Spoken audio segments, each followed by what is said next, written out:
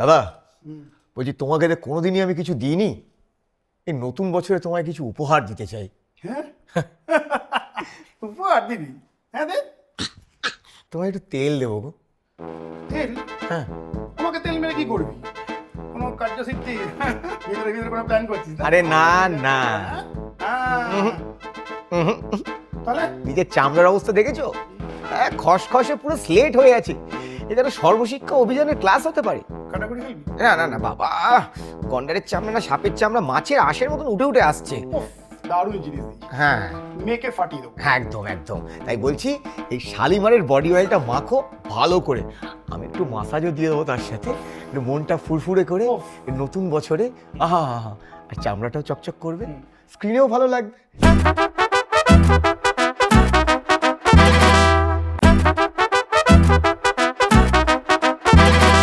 যেটা শোনার জন্য সবাই উদ্গ্রীব হয়ে রয়েছে, শীতকাল, বিভিন্ন জিনিস ফাটছে, বিশেষ করে ত্বক।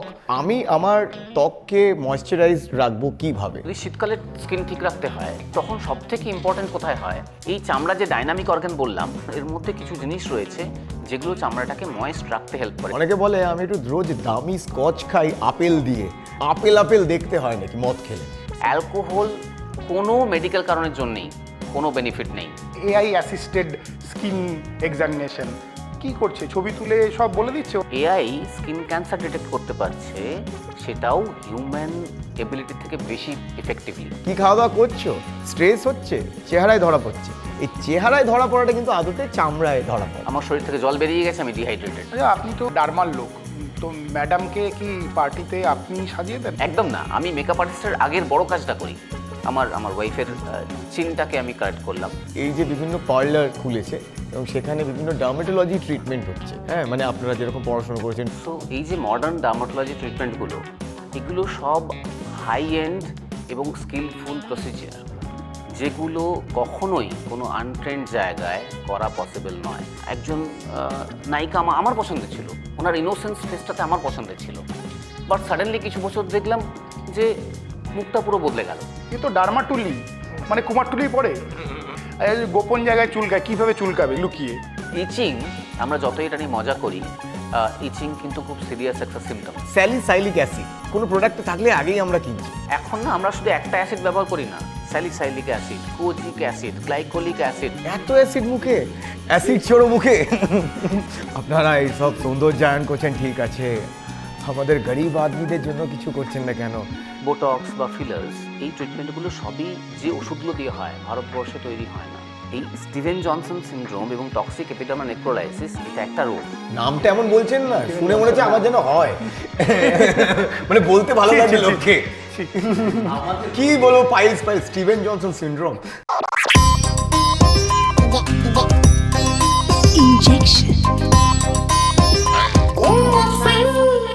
হাই, আমি সায়ন। হাই, আমি কুশল। এবং আজকে ইনজেকশন পডকাস্টের এই পর্বে আমরা আলোচনা করব আমরা এই কী করে সুন্দর হতে পারি আরও, এবং সবচেয়ে গুরুত্বপূর্ণ এই যে এখন শীতকালটা যেরকম হয়ে যায় না, আপনার দেহটা একটা ব্ল্যাকবোর্ড অথবা হোয়াইট বোর্ড হয়ে যায়, আপনি দাগ টাগ কেটে অঙ্ক করতে পারেন, হিসেব করতে পারেন, কাটাকুটি খেলবেন, কাটাকাটি করতে পারেন। অর্থাৎ শীতকালে আপনি কিভাবে নিজের ত্বকের যত্ন নিতে পারেন, তাই তো ডাক্তারবাবু? একদম। আর কি করতে পারি শীতকালে? চামড়ার ডাক্তারবাবু সম্বন্ধে একটু জানতে হবে তো, শুধু চামড়া সম্বন্ধে জানলে হবে না তো। আমাদের সাথে আছেন ডার্মাটোলজিস্ট ডক্টর সুরজিৎ গড়াই।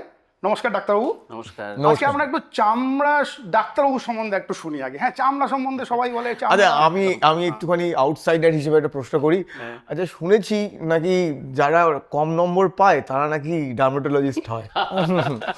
ওকে ওকে, তো এটার একটা পার্সপেক্টিভ দেওয়া যাক। আমি আমার এমবিবিএস ক্যারিয়ারে কখনো টপ 5-এর বাইরে যাইনি, তাও বোধহয় 5 হয়েছিলাম, কারণ some kind of internal issues, তাই জন্য 5, আদারওয়াইজ টপ 3তেই সবসময় ছিলাম। সো তার আগে তো ডেফিনেটলি ছিলাম। ডাক্তারদের মধ্যে যারা জেনারেল ক্যান্ডিডেট থাকেন মোটামুটি সবাই ভালো রেজাল্ট করেই বড় হন, তো আমরাও তাই প্রথম থেকেই ক্লাস 1 থেকেই ওই শুরু হয়েছে ভালো রেজাল্ট করা। তো খারাপ স্টুডেন্ট কখনো ছিলাম না, এমডিতেও ওয়ান অফ দ্য বেস্ট। কিন্তু ডার্মাটোলজি নেওয়ার কারণটা আমরা বলতে পারি। আমি যখন ইন্টার্নশিপ করি তখন পড়ার প্রয়োজন পড়ে না, একটু ইন্টার্নশিপের পরে হাউস স্টাফশিপের সময় একটু পড়ার প্রয়োজন পড়ে এমডির প্রিপারেশনের জন্য। তো দুটো সাবজেক্ট ছিল ওখানে পড়ার জন্য, একটা ছিল রেডিওলজি, কাজ করতে কম হয়, 2 দিন বা 3 দিন করতে হয়, আর ছিল ডার্মাটোলজি, 3 দিন করতে হয়। তো আমি ডার্মাটোলজি চুজ করি যাতে পড়ার সুযোগ পাই। ডার্মাটোলজি করার সময় আমি দেখলাম যে এর থেকে ভালো সাবজেক্ট আমার আর কিছু হয় না। কেন? এমার্জেন্সি ফোন আসবে না বলে? Absolutely not. আমার আমার আবার একটা এমবিবিএস এর সময় নাম ছিল মেজরিটি বাবা, কারণ আমি আচ্ছা। সারাদিন সেকেন্ড ইয়ার থেকে ওটিতে পড়ে থাকতাম, কারণ এত ভালো লাগতো আমার সার্জারি করতে। কিন্তু একইভাবে ইন্টার্নশিপ করার সময় বা পেশেন্ট ডিল করতে করতে বুঝলাম যে এত ট্রমা, এত কমপ্লিকেটেড ইমার্জেন্সি হ্যান্ডেল করা আমার পক্ষে কঠিন হতে পারে। রাদার আমি অ্যাকাডেমিক্স এনজয় করব, বা আমি অনেকটা হলেও পেশেন্ট ট্রিটমেন্ট এনজয় করব। তো আমি যখন এমডি চুজ করি তখন আমি লজিক্যাল ছিলাম যে কি কি করব না সেগুলো নিয়ে আমার ক্লিয়ার কাট আইডিয়া ছিল। কারণ র্যাঙ্ক যেমন হবে সেভাবে পাবো, সবসময় যেটা চাইবো সেটা নাও পেতে পারি।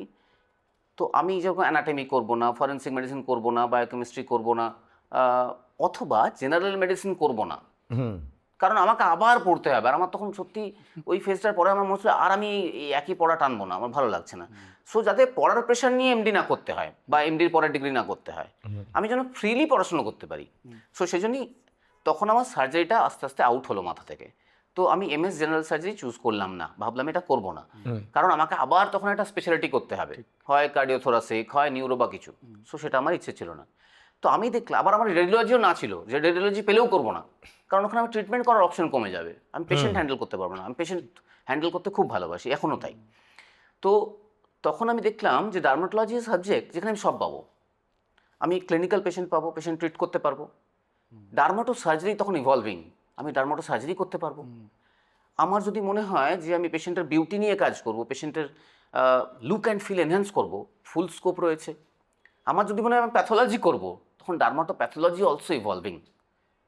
তো এই একটা সাবজেক্ট যেটা আমাকে সব কিছু দিতে পারে, এবং এই সাবজেক্টটা আমাকে লাইফ সেভ করার মাল্টিপল টাইমস অপরচুনিটি দেয়, যেটা আমার ক্ষেত্রে বারবার হয়েছে, যেটা বাকি অন্যান্য সাবজেক্টে ছিল না।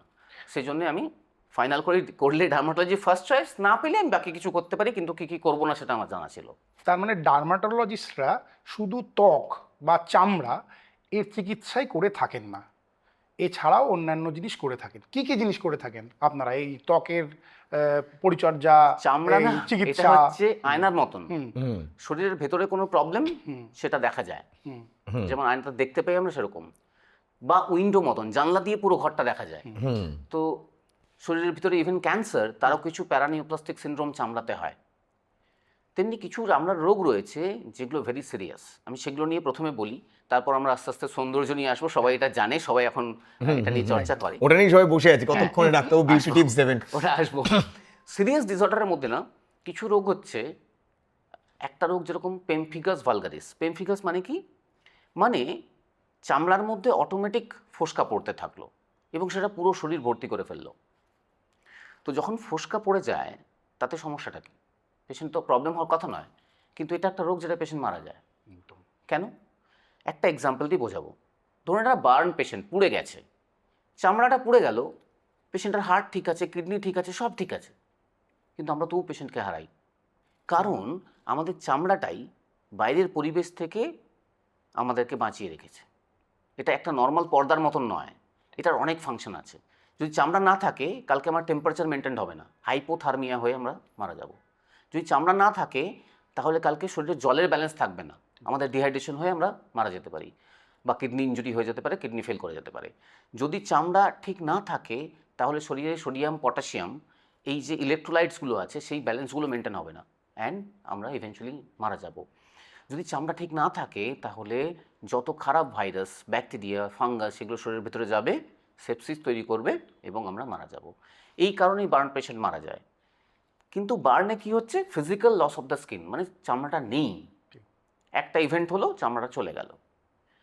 পেমফিগাস কনস্ট্যান্টলি শরীরের ভিতরে একটা ইমিউন রিয়াকশনের জন্য হয় এবং ফোসকা পড়তে থাকে, এবং ফাংশনাল ফেলিয়ার অফ স্কিন, মানে স্কিনটা আছে কিন্তু কাজ করছে না, বাট কনসিকোয়েন্সেস একদম একই রকম যেরকম আমি বললাম। তো এরকম রোগে আমরা প্রতিদিন লাইফ সেভ করার প্রয়োজন নেই। নেক্সট হচ্ছে ড্রাগ রিয়াকশন। ওষুধ খেলাম, শরীরে রিয়াকশন হলো, খুব রেয়ারলি হয়, কিন্তু যখন হয় তখন we are the severe. Steven Johnson syndrome এবং টক্সিক এপিডার্মাল নেক্রোলাইসিস, এক্ষেত্রে চাপ পড়ে গেল, না, একটু সহজে বুঝিয়ে দেবেন আমার মতো দর্শক। একদম বোঝাচ্ছি। এই স্টিভেন জনসন সিনড্রোম এবং টক্সিক এপিডার্মাল নেক্রোলাইসিস, এটা একটা রোগ নামটা এমন যেটাকে- বলছেন না, শুনে মনে হচ্ছে আমার যেন হয়, মানে বলতে ভালো লাগে লোককে। আমাদের কি রোগের- বলবো, পাইলস স্টিভেন জনসন সিনড্রোম। আমাদের রোগের মোস্ট অফ দ্য নাম না সব ওয়েস্টার্ন Right, ডাক্তারদের নাম দিয়ে দেওয়া, যাই হোক। আমাদেরকে ওগুলো পড়তে হয়েছে, Yeah, এবং সেটা সেটা না মুখস্থ দিয়ে করতে হয়েছে। কামিং ব্যাক টু দ্য তো পয়েন্ট, আমরা- হোয়াট ইজ স্টিভেন জনসন আমি ছোট সিনড্রোম? করবো এটাকে, এত জটিল রাখবোই না, এটাকে SJS 10 বলবো। স্টিভেন জনসন সিনড্রোম SJS আর টক্সিক এপিডার্মাল নেক্রোলাইসিস মানে 10। তো এই SJS 10 রোগটাতে কি হয়, একদম পেমফিকাসের মতো ব্যাপারটা কিছুটা তাই। ওষুধ খেলাম, ওষুধ খাওয়ার পরে পুরো চামড়া নষ্ট হয়ে গেল, চামড়া খুলে খুলে পড়তে থাকলো, চামড়ায় ফোসকা পড়তে থাকলো, চামড়াটা পচে গেল, নেক্রোসিস হলো। এটাই হচ্ছে স্টিভেন জনসন সিনড্রোম। চামড়া মানে কিন্তু বাইরের চামড়া নয়, চামড়া মানে মডিফাইড স্কিন, সেটাকে আমরা মিউকাস মেমব্রেন বলি, যেগুলো ভিতরে আছে, নাকের ভিতরে, চোখের ভিতরে, মুখের ভিতরে, পেচ্ছাপের দ্বারে, পায়খানার দ্বারে, পুরো গ্যাস্ট্রোইন্টেস্টাইনাল ট্র্যাক্ট, এগুলো হচ্ছে মডিফাইড স্কিন। এগুলো প্রোটেকশন দেয়, বিভিন্ন অর্গানকে কম্পার্টমেন্টালাইজ করে, সেগুলো নষ্ট হয়ে যায়। ভেরি সিরিয়াস রোগ, আমরা অনেক পেশেন্টকে লুজ করি, ঠিক সময় না পাই, বা আদার কোমরবিডিটিস বা অ্যাসোসিয়েটেড রোগ থাকে। এক্ষেত্রে আমরা কখনো প্রেডিক্ট করা ডিফিকাল্ট যে কোন ওষুধটা থেকে হবে, কিন্তু কমন ওষুধগুলো আমরা মোটামুটি জানি এগুলো থেকে হতে পারে, কারোর কিছু করার নেই। কিছু ইম্পর্ট্যান্ট ওষুধ, অ্যান্টি কনভালসেন্টস, মাথায় খিঁচুনি হচ্ছে তার জন্য দিতে হয়, ব্রেনের সার্জারি হচ্ছে তার জন্য দিতে হয়, না দিলে উপায় থাকে না, ওটা লাইফ সেভিং, কিন্তু এগুলো রিয়াকশনও করতে পারে। কিছু কিছু জেনেটিক্স টেস্ট বেরিয়েছে বলে এখন কিছুটা প্রেডিক্ট করা যায়, বাট আগে এটা একদমই যেত না। তো এই রোগগুলোতে রেগুলার আমরা লাইফ সেভ করি, আমাদের ছাড়া উপায়ও থাকে না। আবার একটা এক্সাম্পল দিচ্ছি, ধরুন একটা চামড়ার রোগ হলো, চামড়া উঠে যাচ্ছে না, কিন্তু ওই চামড়ার রোগটা ইনভলভ করতে করতে শরীরের চামড়াকে 90%-এর বেশি বডি সারফেস এরিয়াকে ইনভলভ করলো, তাকে আমরা বলি এরিথ্রোডার্মা। মানে চাপ পড়ে গেছে, চাপ পড়ে গেল, চাপে পড়ে গেল, মানে বোঝানোর চেষ্টা করছি, মানে হচ্ছে এই তো দাঁড়ানোটা কি, মানে হচ্ছে এরিথ্রো মানে হচ্ছে লাল, আর ডার্মা মানে স্কিন। ওকে। তো 90% বেশি চামড়া লাল হয়ে যাওয়া, ও মানে চড়িয়ে গাল লাল করে দেবো ওইটা, কিছুটা ওইরকম পুরো বডি হয়ে গেল। সেটা বিভিন্ন কারণে হতে পারে, কিন্তু যখন 90% বেশি হয় তখন একই রকম সিচুয়েশন তৈরি হয়, ফাংশনাল ফেলিয়ার, আবার স্কিন কাজ করছে না। সো এক্ষেত্রেও কিন্তু আমরা পেশেন্ট লুজ করতে পারি। তো এরকম দেখলে সবাই বলবে তো চামড়া লাল, একটু কিছু হয়নি, নর্মাল কেউ বলতে পারে, কিন্তু আমরা সবসময় কসাস থাকি এবং বলি পেশেন্ট অ্যাডমিট করুন, অ্যাডমিট করে চিকিৎসা করুন, কারণ আমরা তাহলে ইভ্যালুয়েট করতে পারবো যেগুলো বললাম সেগুলো, টেম্পারেচার, হাইড্রেশন, ইলেকট্রোলাইটস, ইনফেকশনস, এইসবগুলো। তো এইসব রোগগুলোতে ডেডলি ডিজিজে পেশেন্ট মারা যেতে পারেন, এবং সেটা হয়। এই চামড়ার ডাক্তারবাবুর সাথে কিন্তু আমাদের প্রচন্ড যোগাযোগ আছে। যে কটা রোগের নাম বললেন সবকটাই কিন্তু তার মুখে মারাত্মকভাবে বহিঃপ্রকাশ হয়। হ্যাঁ একটু হ্যাঁ, একটু তুমি যদি একটু বলো। এই স্টিভেন জনসন যেটা দেখলেন, বহু চামড়ার রোগ যেটা মুখে তার মানে প্রকাশ পায়, তার এরকম বহু রোগ আছে। কিছু অটোইমিউন ডিজিজ তো আছেই, আমরা লাইচেন প্ল্যানাস আমরা খুব কমনলি পেয়ে থাকি, এখন প্রচণ্ড বেড়েছে, আমি জানি না আপনি পান এরকম। তো আমরা সেই জিনিসগুলো নিয়ে আলোচনা করব। একদম খুব গুরুত্বপূর্ণ একটা কথা আপনি বললেন। এবার আমি নিজে চামড়াকে কিভাবে অবজার্ভ করব, কারণ যারা আমরা ধরে নিন ক্যামেরার সামনের লোক, বা এখন সবাই মানে রূপ সচেতন, যাদের নিজেকে দেখতে ভালো লাগে, সেটা কসমেটিক পার্ট বলছি আমি, কসমেটিক পার্টে আমরা পরে আসছি। ক্লিনিক্যাল পার্ট, আমরা নিজেরা কিন্তু নিজেদের ত্বককে অবজার্ভ করি না, শুধুমাত্র যখন একটু ত্বক ফেটে যায় আমরা একটু ময়শ্চারাইজ করি, অথবা ধরে নিন র্যাশেস বেরোলে আমরা তখন গুরুত্ব দিই, অথবা চুল করছে বা ঘা হয়ে গেল তখন গুরুত্ব দিই, খড়ি ফড়ি উঠে গেল বা খড়ি উঠে গেলে। তো আমরা এমনি নর্মালভাবে কিভাবে নিজের ত্বককে অবজার্ভ করব দৈনন্দিন জীবনে, যাতে কিছু ইন্ডিকেশন আমরা আগে থেকে বুঝতে পারি যে একটু অন্যরকম লাগছে। খুব সুন্দর প্রশ্ন অ্যাকচুয়ালি, মানে এটা নিয়েই একটা 2 ঘন্টার এপিসোড হতে পারে, হ্যাঁ, বাট আমি ছোট করে চেষ্টা করি। আমি একটু আগেই বললাম চামড়াটা হচ্ছে হোল বডি জানালা, তার জন্য চামড়ায় আমরা সবকিছু পাই। প্যালের খুব পেল হয়ে যাচ্ছে, তার মানে রক্ত কম হতে পারে। সায়ানোসিস, চামড়া নীল হয়ে যাচ্ছে, হার্ট বা লাংসের সমস্যা হতে পারে। ক্লাবিং, আঙুল ফুলে ফুলে গেছে, সেগুলোর ক্ষেত্রে হার্ট লাংয়ের সমস্যা থাকতে পারে। তো এরকম চামড়ার মধ্যে ঘাড়ের কাছটা কালো হয়ে এলো, রাইট, তো সেটাকে অ্যাকান্থোসিস নিগ্রিকেন্স, আবার ইংরেজি কথা, অ্যাকান্থোসিস নিগ্রিকেন্স বলে, অ্যাকান্থোসিস নিগ্রিকেন্স। আমি একান্ত আপন মনে এটার মানে, এইটার মানেটা বলছি আমি। তো চামড়া সবকিছু ভেতরের ইন্টারনাল ইস্যু দেখাতে পারে। আপনি খুব সুন্দর বললেন যে কি খাই, মানে তোমার না চেহারায় ধরা পড়ছে, আমরা কথাটা বলি না, কি খাওয়া দাওয়া করছো, স্ট্রেস হচ্ছে, চেহারায় ধরা পড়ছে। এই চেহারায় ধরা পড়াটা কিন্তু আদতে চামড়ায় ধরা পড়া। একদম তাই, একদম তাই। আমার শরীর থেকে জল বেরিয়ে গেছে, আমি ডিহাইড্রেটেড, আমার চোখ শুকিয়ে গেছে, মুখ বা শুকিয়ে আমার গেছে, জীবনে খুব দুর্ঘটনা চামড়ার কিছু মধ্যে- একটা ঘটেছে, আমি মানসিকভাবে খুব বিধ্বস্ত। খারাপ রয়েছে, সেটাও কিন্তু স্কিনে ধরা পড়ে। অ্যাবসলিউটলি। তো যখন খুব ডিহাইড্রেটেড চামড়ার মধ্যে, এটাকে স্কিন টার্গার বলে, এটা স্লো হয়ে যাচ্ছে, এই যে চামড়া ধরছি ইলাস্টিকের মতো, সঙ্গে সঙ্গে ফিরে যাচ্ছে। খুব জল কম থাকলে ফিরে যাবে না, তখন আস্তে আস্তে আস্তে আস্তে যাবে। তো এগুলো ডিজিজ পার্ট গেল। সেকেন্ড হচ্ছে যে অ্যাকান্থোসিস নিগ্রিকেন্স, খুব সুন্দর প্রশ্ন অ্যাকচুয়ালি, আমার এই জন্যই বেশি ভালো লাগছে। অ্যাকান্থোসিস নিগ্রিকেন্স ইন্ডিকেট করে বডির মধ্যে ইনসুলিন রেজিস্ট্যান্স তৈরি হয়েছে। তার মানে ইনসুলিন হরমোনটা শরীরে যে গ্লুকোজ সেলের মধ্যে ঢোকায় সেটা ঠিক করতে পারছে না। এটা কখন হতে পারে? যদি ওজন বাড়ে হতে পারে। এটা কখন হতে পারে? যে কারোর ক্ষেত্রে ডায়াবেটিস আছে, কারোর ক্ষেত্রে কোলেস্ট্রল বেড়ে গেছে, কারোর ক্ষেত্রে ভিতরে শরীরে কোনো কোনো ম্যালিগনেন্সিস বা ক্যান্সার আছে। এই সবগুলো গলা কালো করতে পারে, আন্ডার আর্মস কালো করতে পারে, বা ফোল্ডসগুলো কালো করতে পারে, খুব বেশি হলে মুখের দুটো পাশে এগুলোও কালো করতে পারে, পুরো মুখও কালো করে দিতে পারে। তো এই জিনিসগুলো অ্যাকান্থোসিস নিগ্রিকেন্স, যেটা ইনসুলিন রেজিস্ট্যান্স জন্য তৈরি হয়, সেটাও আমাদের বোঝাতে পারে যে শরীরের ভিতরে কোনো প্রবলেম চলছে কিনা। ডায়াবেটিক পেশেন্টদের, আমি এটা বলে নেব বিকজ আমাদের সময় তো লিমিটেড, ডায়াবেটিক পেশেন্টদের স্কিন সবসময় দেখা উচিত, প্রত্যেকদিন রাতে শোয়ার সময় ফুট এক্সামিনেশন, পা দেখা উচিত, পায়ের মধ্যে ক্র্যাকস আছে কিনা, কোথাও নোংরা জমে আছে কিনা, ক্লিন করে ময়শ্চারাইজার লাগানো উচিত। এটা একটা প্রসঙ্গ। যদি ওভারঅল স্কিন কীভাবে দেখবো, কী ভাববো ভাবি, তাহলে তো একদম স্কিন আর মিউকাস মেমব্রেন, তার মধ্যে প্রথম হচ্ছে পরিষ্কার রাখা। যদি নোংরা থাকে সেখান থেকে ইনফেকশন বাড়বে। তো ক্লিন করা, সেটা জল দিয়ে চান করলে বা জল দিয়ে ক্লিন করাটাই যথেষ্ট।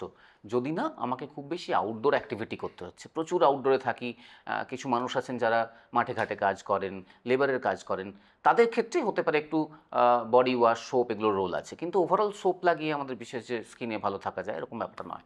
সেকেন্ড হচ্ছে স্কিনটাকে ইনট্যাক্ট রাখা। আমি যদি অনেকদিন ক্রিম না লাগাই, বা মেবি আমাদের সব জায়গায় ট্র্যাডিশনালি আমরা তেল লাগাই, সেগুলো যদি না লাগাই, তাহলে তো স্কিনের ইনট্যাক্টনেসটা ড্যামেজ হবে, সেখান দিয়ে সহজেই আবার জীবাণু ঢুকতে পারবে, বা স্কিনটাকে রুক্ষ লাগবে, ড্রাই হয়ে যাবে। তো একটু ময়শ্চারাইজ রাখা, এই দুটো মেন কাজ। মুখের জন্য ব্রাশ করা, চোখের জন্য প্রপার ধোয়া, নাক ধোয়া, আমাদের বিভিন্ন আজ যা যা জায়গাগুলো রয়েছে প্রাইভেট এরিয়াসগুলো, সেগুলোকে ক্লিন রাখা, শুকনো রাখা, এগুলো বেসিক মেনটেন করলেই স্কিন কেয়ার থাকবে। স্কিনের মধ্যে দেখছি লাল লাল দাগ, ছোপ ছোপ পড়েছে, পেটিসিয়াস, সেটাও তো অনেক কিছু ইন্ডিকেট আবার করে। পেটিকোট নাকি হ্যাঁ, পেটিকেস, অনেক কিছু Petitious, ইন্ডিকেট করতে হ্যাঁ। পারে। পেটিসিয়াস কি একটু বলুন। বলছি আমাদের রক্ত শরীরে যে প্রবাহিত হয়, সেই জিনিসগুলো মোটা মোটা নালী থেকে শুরু করে গিয়ে আস্তে আস্তে সরু সরু সরু সরু গিয়ে জালক বা রক্ত জালকে তৈরি হয়, ক্যাপিলারিজ বলি আমরা। তো একদম দূরের জায়গাগুলোতে চামড়ার এখানে সেগুলো ক্যাপিলারি হয়ে যায়, খুব মাইক্রো ব্লাড ভেসেলস বা খুব ক্ষুদ্র থেকে ক্ষুদ্র রক্তজালক। তো সেই জিনিসগুলোতে যদি কোনো কোনো প্রেশার বেড়ে ওটা ফেটে যায়, তাহলে চামড়ার মধ্যে ছোট ছোট রেড ডট তৈরি করে, মশা কামড়ালে যেমন হয় ঠিক সেরকম, ওটাকেই ওই পেটিচি বলে। সেটা একটা তো প্রথম ইন্ডিকেট করে কোয়াগুলেশন ইস্যু, মানে রক্ত তঞ্চন করার ক্ষমতার কোনো প্রবলেম। সেকেন্ড হতে পারে কোনো একটা স্পেসিফিক জায়গা হচ্ছে, সেই জায়গায় পার্টিকুলারলি ব্লাড প্রেশার বেশি, মানে সেখানে গিয়ে ক্যাপিলারগুলো ফেটে যাচ্ছে। পায়ে খুব কমন, যারা অনেকক্ষণ দাঁড়িয়ে কাজ করেন তাদের পায়ের এই জায়গাতে একদম লোয়ার পার্টটাতে ছোট ছোট ছোট ছোট রেড ডট হয়, সেটা গিয়ে কদিন পর কালো হয়ে যায়। এটাকে আমরা আবার মেডিকেল টার্মে বলবো পিগমেন্টেড, মানে দাগ হওয়া। পারপিউরিক, ওই যে পেটিচি পারপিউরা, এটা সেম জিনিস মোটামুটি। তো সেই পারপিউরিক ডার্মাটোসিস স্কিন রিলেটেড জিনিস বলে। এইটা পায়ের নিচে, আমরা পিপিডি বলি সহজে, পায়ের নিচে PowerPoint presentation, PPD dermatosis. ও ডার্মাটোসিস, আচ্ছা আমি না ভুলভাল শুনছি, আরে এনটির এপিসোড হওয়া উচিত, এত ভুল শুনছি আজকে আমি। এবার ডাক্তারবাবু, যেটা শোনার জন্য সবাই উদ্গ্রীব হয়ে রয়েছে, শীতকাল, বিভিন্ন জিনিস ফাটছে, বিশেষ করে ত্বক, ঠোঁট। তো আমি আমার ত্বককে ময়েশ্চারাইজ রাখবো কিভাবে, এবং অবশ্যই বডি অয়েল। ময়েশ্চারাইজের ব্যাপারটা দু তিন রকমের হতে পারে। কিভাবে? চামড়ার কাজ দিয়ে বোঝাচ্ছি। আমাদের চামড়াটা না কোনো থিক প্লাস্টিক নয় যার মধ্যে দিয়ে কিছু যাতায়াত করে না, ইটস আ ডাইনামিক অর্গান, মানে যার মধ্যে কিছু জিনিস যায়, কিছু জিনিস বেরোয়। তো এই ডাইনামিসিটিটা চামড়া যে রয়েছে, এইটাকে যতটা সম্ভব আমরা হেল্প করতে পারবো, তত বেশি চামড়া ভালো থাকবে। তাহলে আমরা যদি পুরো অক্লুড কিছু করি, কিছু দিয়ে এমন ক্রিম লাগালাম চামড়া থেকে কিছু বেরোচ্ছে না, তাহলে যে জলটা বেরিয়ে যেত ঘামের সঙ্গে সেটা একটু থাকবে, সেটা হলে আমরা একটু ময়েশ্চার রিটেন্ট হতে পারে। এগুলোকে আমরা অক্লুসিভস বলি, যেগুলো অক্লুড করে রাখতে পারে। কিছু জিনিস হতে পারে যে চামড়ার মতো মিমিক করবে এবং কিছুটা অ্যালাউ করবে যেতে কিছুটা থাকতে, সেটাকে আমরা হিউম্যাকট্যান্ট বলি কিছুটা হলে। আর কিছু জিনিস আছে যাদের মধ্যে কিছু অ্যাক্টিভ মেডিসিনসও সঙ্গে দেওয়া আছে, যেগুলো চামড়াতে অ্যাকচুয়ালি থাকে, সেইগুলো হচ্ছে থেরাপিউটিক ময়েশ্চারাইজার। মানে আমার কিছু প্রবলেম হলে সেটাকেও সারিয়ে তুলতে হেল্প করবে। ওকে, এবার যে কোনো ধরনের একটা ময়েশ্চারাইজার, এই 3-4টের মধ্যে এত বোঝার দরকার নেই, টেকনিক্যাল হবে ব্যাপারটা। যে কোনো একটা ময়েশ্চারাইজার রেগুলার লাগানো ভালো, কিন্তু ট্র্যাডিশনালি যদি ভাবি, আমাদের মতো দেশে তেলের ব্যবহার বহুল প্রচলিত। সেটা সাউথে নারকেল তেল, এদিকে সর্ষের তেল, কোথাও অলিভ অয়েল, যেখানে যা রয়েছে। তো এই তেলের ব্যবহারটা নিয়ে না, যেহেতু খুব রিজিয়নাল, তাই প্রচুর রিসার্চ হয়েছে এরকম নয়। এটা কিছুটা ট্র্যাডিশনাল সাবজেক্টের মধ্যে পড়ে, কিন্তু এরকমও রিসার্চ হয়নি যে তেল ব্যবহার করলে কিছু ক্ষতি বেশি হতে পারে কিনা। সেটা কয়েকটা তেলের ক্ষেত্রে একটু আধটু আছে। তাই ট্র্যাডিশনালি যেটা ইউজ হয়েছে সেটাকে আমরা নেগলেক্ট না করাই ভালো। আমরা তেল ডেফিনেটলি ইউজ করতে পারি ড্রাই স্কিনের জন্যে, যেটা নিয়ে কোনো চিন্তা নেই। সেটা মাথাতেও হতে পারে, আমরা গায়েও হতে পারি। বাট প্রবলেমটা কোথায় হয় তেল ব্যবহার নিয়ে, এটাকে ক্ল্যারিফিকেশন দেওয়া দরকার। যে কোনো ট্র্যাডিশনাল সিস্টেম আস্তে আস্তে মানুষের মনে এক্সাজারেশন তৈরি করে। রসুন খাও, কোলেস্ট্রল কমে যাবে, আদা খাও, সব ইমিউনিটি বেড়ে যাবে। কিন্তু ব্যাপারটা এরকম সায়েন্টিফিক নয়। তাই তেল লাগাও চুল গজিয়ে যাবে, একদম এরকম নয়। ঠিক তেল লাগাও চামড়ার রোগটা সেরে যাবে, একদম এরকম নয়। বরং চামড়ার যদি প্রবলেম বেশি হচ্ছে, তেল প্রবলেম করতে পারে। নর্মাল ডে টু ডে ইউজের জন্য তেল ঠিক আছে, কিন্তু যদি চামড়ায় প্রবলেম হচ্ছে, তখন ওখানে আরও অয়েল মাসাজ করতে গেলে সমস্যা বাড়বে। বা আমি মনে মনে ভেবে নিলাম এই তেলটা মাখলেই আমার চুলের গ্রোথ হবে, আর স্ক্যাল্পে মাসাজ করতে থাকলাম, স্ক্যাল্পে ফলিকুলাইটিস বা ওখানে ইনফেকশন বাড়তে পারে। তাই তেলের ব্যবহার এটা নর্মাল ডে টু ডে প্র্যাকটিসে থাকাই ভালো। এটার থেকে ওভার এক্সাজারেশন বা অনেক কিছু এক্সপেক্ট করে নেওয়া এবং চুল গজিয়ে যাবে, চামড়া ঠিক হয়ে যাবে, রূপবান হয়ে যাবে, এরকমটা না থাকাই ভালো। একদম, আমি সহজে বলে দিই, ডাক্তারবাবু যেটা বললেন, অর্থাৎ দৈনন্দিন আপনার ত্বকের পরিচর্যার জন্য বা এই যে এখন ত্বক শুকিয়ে যাচ্ছে তার জন্য আপনি বডি অয়েল লাগালেন, দুর্দান্ত।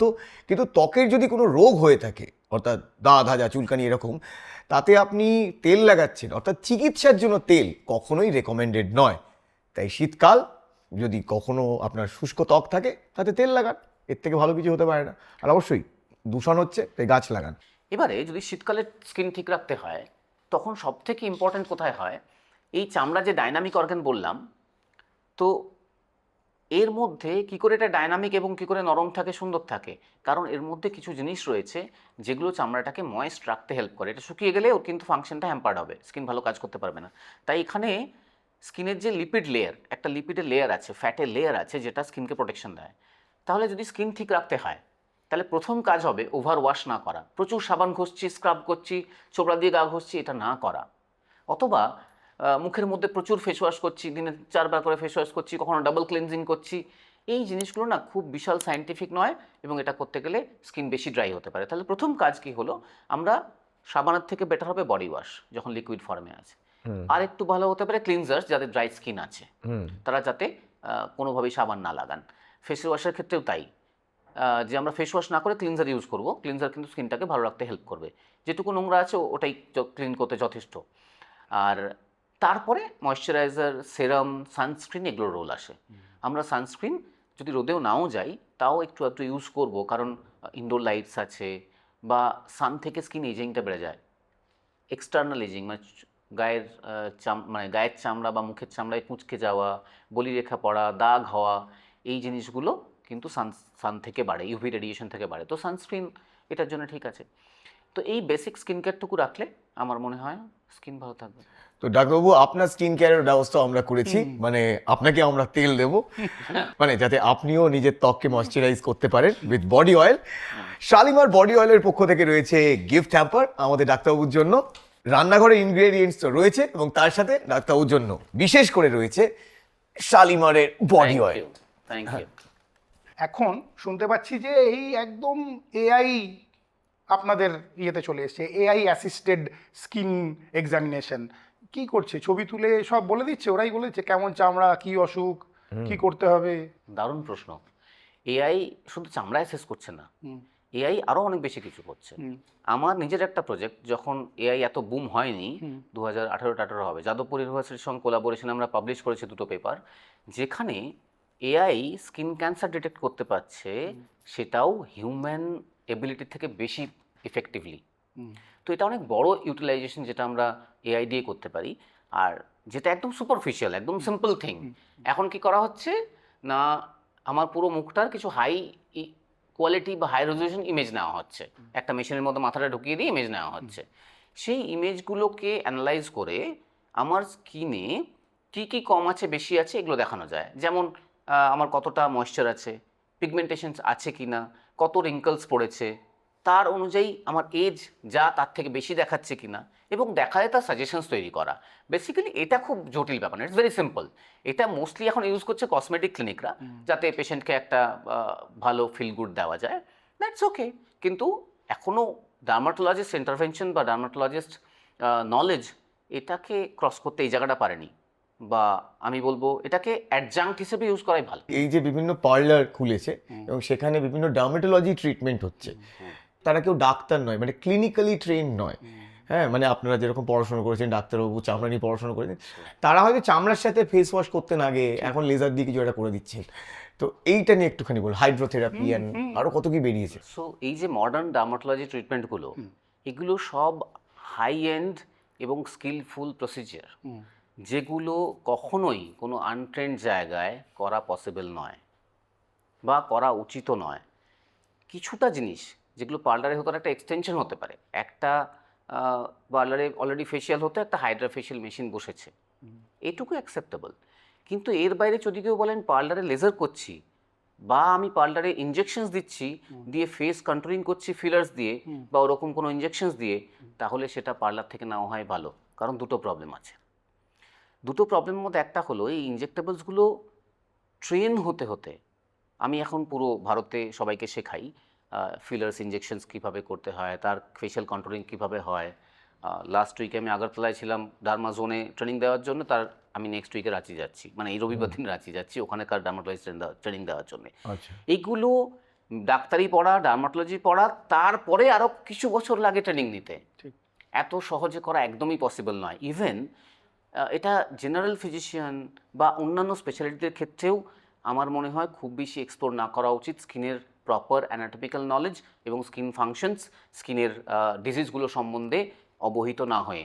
তাই যদি কোথাও পেশেন্টের জন্য বলছি, যদি কোথাও ওনারা পার্লারে গিয়ে এগুলো এক্সপেক্ট করছেন, তাহলে হতে পারে যে আপনি এমন কিছু একটা পাচ্ছেন যেটা অ্যাকচুয়াল জিনিসটার থেকে অনেক সাধারণ কিছু একটা, এবং আপনি হয়তো কোনো কারণে সেটা নিয়ে বোকা বনে যাচ্ছেন। এটা না হয় ভালো। 2 নম্বর হলো এগুলো না মেশিন ডিপেন্ডেন্ট। আমি একটা সাধারণ কোথা থেকে আনা প্রোডাক্ট ইনজেকশন দিয়ে দিচ্ছি, কদিন তো ভালো লাগছে, কিন্তু তারপরে গিয়ে এটার বড় কোনো একটা কমপ্লিকেশনসে ল্যান্ড আপ করছি। আমি ঠিক করতে গেলাম লিপসে ইনজেকশন দিলাম, দিয়ে লিপসটা পার্মানেন্টলি ফুলে থেকে গেল, এটা তো আমি কখনো চাইবো না। বা সেখানটা ইনফেকশন হয়ে গিয়ে লিপসটা পচে গেল, বা ওখান থেকে ইনজেকশনটা কোনোভাবে ভেতর দিয়ে গিয়ে চোখের মধ্যে গিয়ে আমার ব্লাইন্ডনেস তৈরি করলো, এটা কখনোই করতে চাইবো না। তো এই প্রসিজারগুলোর এরকম কমপ্লিকেটেড রিস্ক হতে পারে যদি প্রোডাক্ট ঠিক না হয় বা আনট্রেন্ড হ্যান্ড হয়। 2 নম্বর, লেজার মেশিনসগুলো যেগুলো ভালো মেশিনস ওয়ার্ল্ড ওয়াইড, সেগুলো অনেক কস্টলি। সবসময় একটা পার্লারের পক্ষে ওই লেজার মেশিন বসানো এবং সেটাকে নিয়ে ট্রিটমেন্ট করা আমার মনে হয় না খুব বেশি পসিবল। কারণ যে লেজারগুলো ইউজ করা হয় সেগুলো হাই এন্ড লেজার্স, ওর ডোজ যদি একটু বেশি কম হয়, কম হলে তো কাজ হবে না ডেফিনেটলি, একটা মেন্টাল স্যাটিসফ্যাকশন কিছু একটা করলাম। আর যদি বেশি হয় তাহলে এটা বার্ন করতে পারে, সেখান থেকে স্কার হতে পারে, জায়গাটা পুড়ে লাল হয়ে গিয়ে ইভেন চোখের কাছে গেলে চোখের প্রবলেম হতে পারে। তাই জন্য এগুলো সবসময় সেফ হ্যান্ডে ঠিক জায়গাতে করা উচিত এবং ট্রেন্ড ডার্মাটোলজিস্ট। এবং এটার ভালো খবর আছে, মানে আমি যদি এক্সপ্লেন করি না প্রপার ওয়ে, আমাদের দেশে ডার্মাটোলজিস্টরা যখন করছেন ওই একই ইন্টারন্যাশনাল মেশিন দিয়ে, সেই কস্টগুলো হাফেরও কম। একদম। একটা অ্যাকনে স্কারের জন্য যদি লেজার আমি করি, একটা সেশনে আমরা নিই 8 থেকে 10,000 টাকা। সেম আল্ট্রাপালস মেশিন আমেরিকা যেটা ইউজ করছে, ইউরোপ যেটা ইউজ করছে, ইসরায়েল যেটা ইউজ করছে, সেটা ইউএসএতে 50 to 60,000 খরচা হয়। একদম। অথচ সেম রেজাল্ট আমরা দিচ্ছি, সেইগুলোই আমরা দেখাচ্ছি সবাইকে, সব জায়গায় লেকচার দিচ্ছি, আমাদের ছবি দেখে বোঝাচ্ছি যে এটা আমরা করতে পারি। কিন্তু কিছু কারণে অ্যাওয়ারনেস জেনারেশন এখনও অ্যাডিকুয়েট নয়, এবং that's why I respect awareness generation in medical field আপনাদেরকেও, যে কারণে পেশেন্টদের কোনো দোষ নেই, তারা বিভ্রান্ত হচ্ছে। হুম হুম হুম, কতটা বুদ্ধি তারা লাগাবেন, তাদের পক্ষে তো কিছু করার নেই। তারা অ্যাডভার্টাইজমেন্ট দেখছেন, তারা যাচ্ছেন, হুম হুম। কারণ এক্সপেকটেশন সবার এরকম থাকছে, আমি দেখতে সুন্দর হবো, আমার এটা ঠিক হওয়া উচিত। দ্যাটস ফেয়ার এনাফ, কিন্তু এরকম হচ্ছে।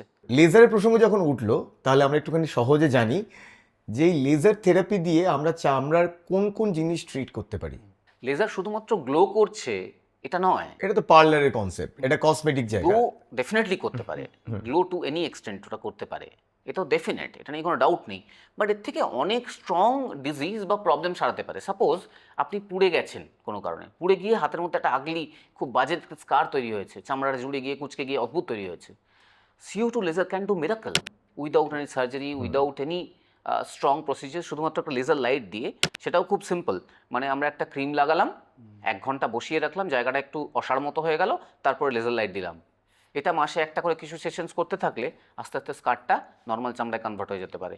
অথবা মুখের মধ্যে একনে হয়েছিল, গর্ত গর্ত হয়ে পুরো স্কার হয়ে গেছে, সেই স্কারগুলোকে আমরা আজ থেকে 10 বছর আগে কিচ্ছু করতে পারতাম না, আমরা বলতাম স্কার অটোমেটিক্যালি যেটুকু হিল হবে সেটুকুই। কিন্তু আজকে ওয়ান্ডার হয়ে গেছে, মানে ওই স্কারে লেজার দিলে একনে স্কার অসাধারণভাবে ঠিক হয়ে যাচ্ছে, একদম ক্লিন হয়ে যেতে পারে।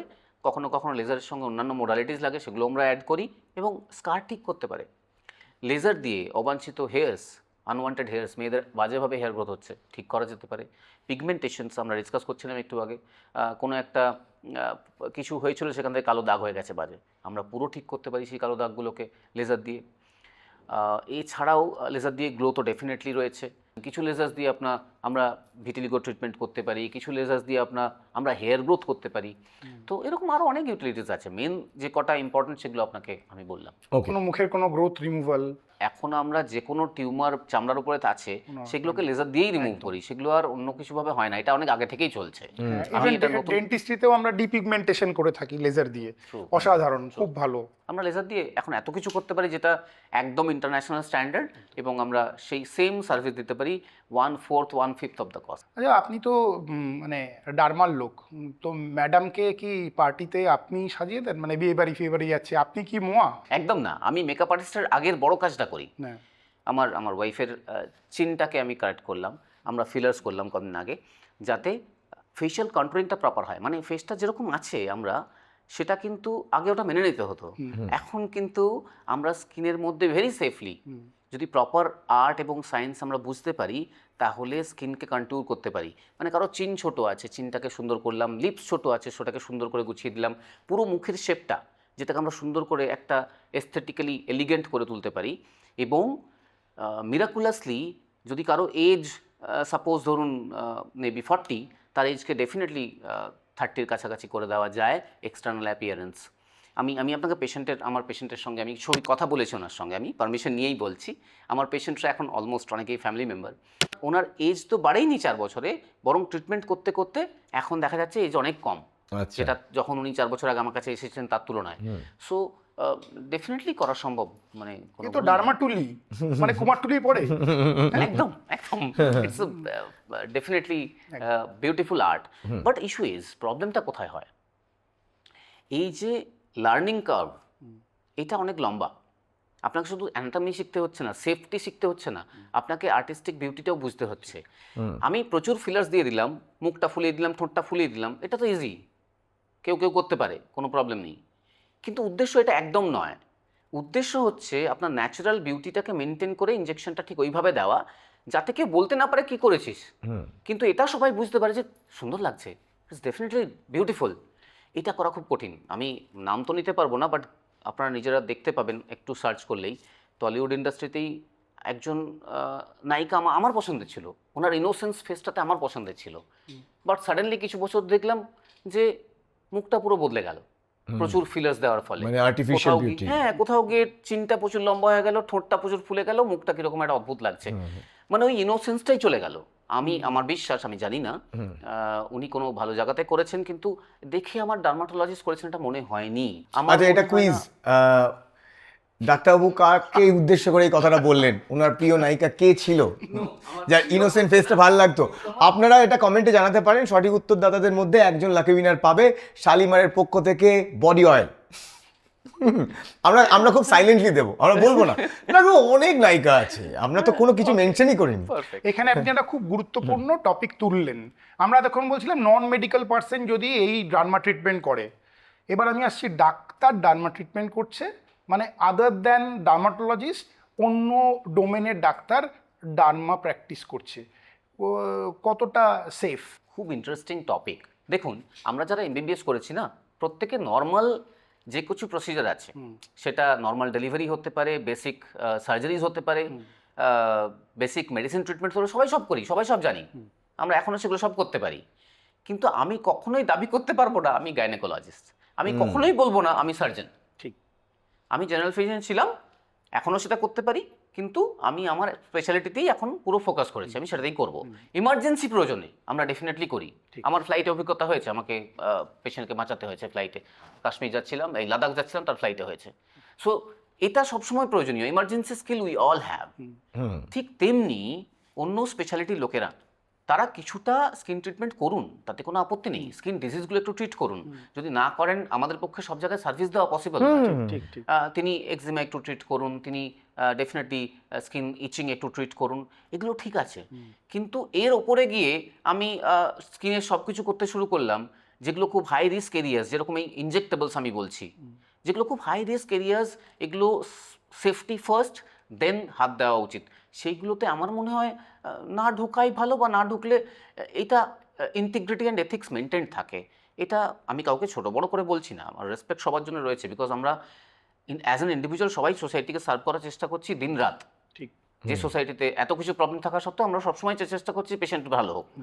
তো আমার কারোর প্রতি কোনো ডিসরেসপেক্ট থেকে বলছি না, কিন্তু এটা খুব একটা গ্রে জোনে থাকা, যেটুকু জায়গা অ্যাপ্রোচ করা যায় সেটুকু করা যাক, কিন্তু ওটাকে ক্রস করে গিয়ে সব প্রসিজার আমরা ডার্মার করতে থাকবো, বা আমি সব ডিজিজের ট্রিটমেন্ট করতে থাকবো, এটা না হয় উচিত। সিগারেট খেলে কি কি ক্ষতি হয় আমরা জানি, আমরা বাকি দিকটা একদম সাইড করছি। চামড়ার কি কি ক্ষতি হয় সিগারেট খেলে? লোকে যেটা শুনতে চায় সেটা আগে বলা উচিত সিগারেট ছাড়ার জন্য। সিগারেট খেলে সেক্সুয়াল ডিসফাংশন হয়, মাথায় রাখবেন, ইরেকটাইল ডিসফাংশন হয়, এটা খুব প্রমিনেন্ট ভাবে জানা উচিত। সিগারেট এই জন্যই ছাড়া উচিত। আমি কয়েকদিন আগে একটা স্টেটাস দিয়েছিলাম আমার একটা ছবির সাথে, যে ধূম্র দণ্ডিকা আপনার দণ্ডের পক্ষে ক্ষতিকারক।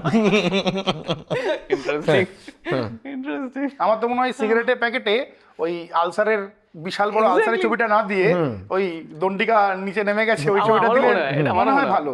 It is better communication. Exactly. এবং অনেক দেশে হয় এটা লেখেও, আচ্ছা, অনেক দেশে স্ট্যাচুটরি ওয়ার্নিং এটা লেখা হয়। আর যাই হোক, এবার হচ্ছে স্কিনে কি কি হয়। সিগারেট খেলে প্রথম কথা হচ্ছে স্কিন অনেক তাড়াতাড়ি এজিং হয়, অনেক তাড়াতাড়ি বুড়িয়ে যায়, আপনার চামড়াগুলো কুঁচকে যায়, চামড়ার যেগুলো হাইড্রেশন বা যে মোলায়েম ব্যাপারটা এটা কমে যায়, চামড়ার মধ্যে পিগমেন্টেশনস বাড়ে, হেয়ার লস, হেয়ার খারাপ হতে পারে, স্কিনের অনেক রোগ যেগুলো বেড়ে যেতে পারে। কারণ আপনি যখনই সিগারেট বেশি খাচ্ছেন তখন মেটাবলিক সিনড্রোম হচ্ছে, আপনি কোলেস্টেরল সুগার প্রেশারের দিকে এগিয়ে যাচ্ছেন, সেগুলো সবগুলোই স্কিনে ইমপ্লিকেশনস আছে। একটা তো ডিসকাস করছিলাম অ্যাকান্থোসিস নিগ্রিকান্স, চারিদিকে কালো হয়ে যাওয়া, তো definitely smoking is injurious to skin and hair. ঠিক। আরেকটা মিথ কি ফ্যাক্ট আপনি বলবেন? অনেকে বলে আমি একটু রোজ দামি স্কচ খাই আপেল দিয়ে, তাতে নাকি একটা গ্লো আসে, মদন মিত্র টাইপের। হ্যাঁ, মানে ওই লেভেলে একটু আপেল দেখতে হয় নাকি মদ খেলে, মানে চামড়ায় একটা ঔজ্জ্বল্য আসে, একটা গ্লো আসে, একটা লালিত্য আসে। মদ খেলে যখন আমরা অ্যালকোহল কনজিউম করছি তখন ওটা শরীরের যে রক্তজালক নিয়ে আলোচনা করছিলাম না, সেই রক্তজালকগুলোকে একটু মোটা করে, মানে এটাকে আমরা সায়েন্টিফিক্যালি ভেসোডাইলেটেশন বলি। ওতে রক্ত বেশি যায়, তাই জন্য একটা ব্লাশ ফিল হয়, আমার মুখটা লাল লাগতে পারে একটু, কিন্তু কোনোভাবেই অ্যালকোহল স্কিনে হেল্প করে না, গ্লো দেয় না। রাদার অ্যালকোহল কোনো মেডিকেল কারণের জন্যেই কোনো বেনিফিট নেই। যেটা রেড ওয়াইনের রেসবেরেটল থাকে বলা হয়, সেটা যদি অ্যান্টিঅক্সিডেন্টও হয়, সেই অ্যান্টিঅক্সিডেন্টটা যদি রেড ওয়াইন থেকে খেতে হয় তাহলে প্রতিদিন বোধহয় 20-25 বোতল খেতে হয়, তাতেও হবে কিনা জানি না। তো অ্যালকোহলের কোনো হেলথ বেনিফিট নেই, যা কিছু আপনারা শুনছেন সবগুলো ভুল, লোকাল গিমিক, বা যে কোনো কেউ এসে এটা নিয়ে জ্ঞান দিতে পারে, কিন্তু কোনো হেলথ বেনিফিট নেই। একদম, তারপরে মদ খেলে যে আপনার চামড়া পুরো আপেল হয়ে যাবে, এটা একদম ভুল, ইটস এ মিথ। তো আপনি এক্ষুনি বলছিলেন কিছু লাইফ সেভিং কিছু ট্রিটমেন্ট আপনি করেছেন, তো এরকম কি সিচুয়েশন হয়েছিল যে এরকম লাইফ সেভিং করতে হয়েছে এই স্কিন ডিজিজ থেকে? আচ্ছা, তো আমি এটা আমার এক্সপিরিয়েন্সগুলো বলি। মানে অনেকেই ভাবতে পারে ডার্মাটোলজি কেন। আমি যখন প্রথম ডার্মাটোলজি চুজ করি এমডি র্যাঙ্ক হওয়ার পর, তখন অনেক সাবজেক্ট পাচ্ছিলাম, বাট ডার্মাটোলজি চুজ করার পর বাড়ির লোকও বলছিল কেন গাইনোকোলজি নয়, কেন সার্জারি নয়। কিন্তু আমি তখন কনভিন্স ছিলাম যে ডার্মাটোলজিই করব। এরকম অনেকে বলেছে এতে তো ইভেন জীবন বাঁচানোর কোনো জায়গা নেই। ঠিক। একদম উল্টো, আমরা জীবন রেগুলার বাঁচাই, এবং আমরা যাদের জীবন বাঁচাই তারা অনেক সময় ফ্যামিলি মেম্বার হয়ে যায়। পেমফিগাস পেশেন্টস তো প্রচুর যারা এখন রেগুলার বাঁচে। আগে পেমফিগাস রোগটাতে না খুব হাই ডোজ স্টেরয়েড দিতে হতো, তাছাড়া কোনো উপায় থাকতো না ইমিউনিটিটাকে কন্ট্রোল রাখার জন্য। এখন এত ভালো ভালো ওষুধ চলে এসছে, রিটুক্সিম্যাব ইনজেকশন চলে এসছে, স্টেরয়েড স্পেয়ারিং এজেন্ট চলে এসছে, যেগুলো দিয়ে আমরা পেশেন্টকে উইদাউট স্টেরয়েডের সাইড এফেক্ট, মানে পেশেন্টের ডায়াবেটিস হয়ে যাচ্ছে, হাইপার টেনশন হয়ে যাচ্ছে, পেশেন্টের ওজন বেড়ে যাচ্ছে, গ্যাস্ট্রাইটিস হয়ে যাচ্ছে, এগুলো ছাড়াই পেশেন্টকে আমরা একদম ঠিক রাখতে পারি। তো এরকম তো হাজার হাজার। একটা ইন্টারেস্টিং গল্প বলি। আমি তখন বর্ধমানে, তো বর্ধমান মেডিকেল কলেজে একটা তখন মেডিসিন ওয়ার্ড ছিল, ওটাকে নাকি বলতো রাজার আস্তাবল। এটা ওই আস্তাবলের মতোই দেখতে ছিল, ওয়ার্ডটার নাম আমি ভুলে গেছি।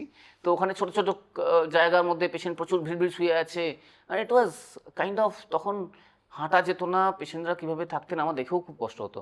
তো একদিন রাত্রিবেলায় আমাদের একজন, আমি তখন জাস্ট এইভাবে পড়তে পড়তে বসবো, সারাদিনের কাজবাজ করে এসেছি, জাস্ট জামাকাপড় চেঞ্জ করে বসেছি, হাফ প্যান্ট পরে বসেছি, তখন আমাকে একজন, তখন জিএসকের মেডিকেল রিপ্রেজেন্টেটিভ দাদা ছিলেন, তিনি বললেন যে স্যার আমি যেখানে ভাড়া থাকি তার সেই বাড়ির ছেলে, মানে ওনারা একমাত্র পুত্র সন্তান, ক্লাস 6 না 7-এ পড়ে, উনি না কদিন থেকে ওই ওয়ার্ডটাতে ভর্তি আছেন, মানে মেডিকেল ওয়ার্ডটাতে ভর্তি আছেন, এবং ওনার মেডিসিনে ভর্তি আছেন, কিন্তু ছেলেটা না আস্তে আস্তে ডাক্তার কোনো হোপ দিতে পারছে না, বলছে মারা যাবে। ছেলেটার মুখে দু একটা দানা ফানা আছে, আর কিছু নেই, কিন্তু সোডিয়াম পটাশিয়াম ঘেটে গেছে, কোনো মানে শরীর ভালো যাচ্ছে না, পেশেন্ট রেসপন্স করছে না। কিন্তু আপনার কথা শুনছি মাঝে মাঝে, কারণ অনেকে বলছে একজন ছেলে খুব ভালো ডার্মাটোলজি করছে, সে যদিও এখন পাস করেনি কিন্তু ভালো ডার্মাটোলজি করছে, আপনি যদি একবার দেখেন, আমার তো আর খুব বেশি কাউকে রিকোয়েস্ট করার উপায় নেই, আপনাকে আমি রিকোয়েস্ট করছি। আমি তখন বললাম ঠিক আছে। আর তখন আমি সত্যিই প্রচুর পড়াশোনা করছি, তখন অলরেডি আমি পেপার পাবলিকেশন শুরু করেছি, একাডেমিক জার্নি তৈরি হয়েছে, প্রেজেন্ট করছি। ইভেন আমাদের প্রিন্সিপাল সাহেব তিনিও এসেছেন আমার কাছে, আমার এই ছোট্ট সিস্টার তুমি করো, এরকম টাইপ। তো তখন আমি বেশ ভালো করছি আর কি। আমি বললাম ঠিক আছে, বলছে যখন দেখে আসে আমি কি করব। আমি মানে সত্যি তখন ভাবছি পেশেন্ট মেডিসিনে ভর্তি, তার মুখে কি একনে আছে, আজকে হলে হয়তো অতটা ইন্টারেস্টেড হতাম না, তখন ঠিক আছে বলছেন যখন দেখে আসি। তো আমি ওই প্যান্টটাকে গলিয়ে, যে গেঞ্জি যেমন পরা ছিল সেরকমই গিয়ে ঘুরতে ঘুরতে গিয়ে দেখি একটা বিছানায় শুয়ে আছে, বাবা মা পুরো, মানে বাবাই সঙ্গে ছিলেন, ওনার নাম দীপক দা, তো বাবার সঙ্গে ছিলেন। বাচ্চাটা কোনো রেসপন্স নেই, বাচ্চা শুয়ে আছে, মুখের মধ্যে একনে রয়েছে। বাবা বলছেন গায়েও একটু একটু আছে একনে, গায়েও পিঠে ভর্তি আছে কিছু কিছু।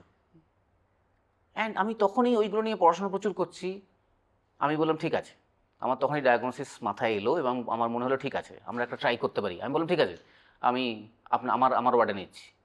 তো আমাদের স্কিন ওয়ার্ডটা একটু ভালো ছিল, যে কটা বেড স্কিনে অ্যালার্ট থাকে তাদের বেডগুলো একটু ঠিকঠাক থাকে। তো আমি বললাম ঠিক আছে, আমরা স্কিনে শিফট করাচ্ছি পেশেন্টকে মেডিসিন থেকে, অ্যান্ড লেট আস ট্রাই। আপনার তো এমনিতেই বাচ্চা ভালো নেই, কিন্তু আমরা চেষ্টা করতে পারি, আমি জানি না কি হবে বাট আমি চেষ্টা করতে পারি।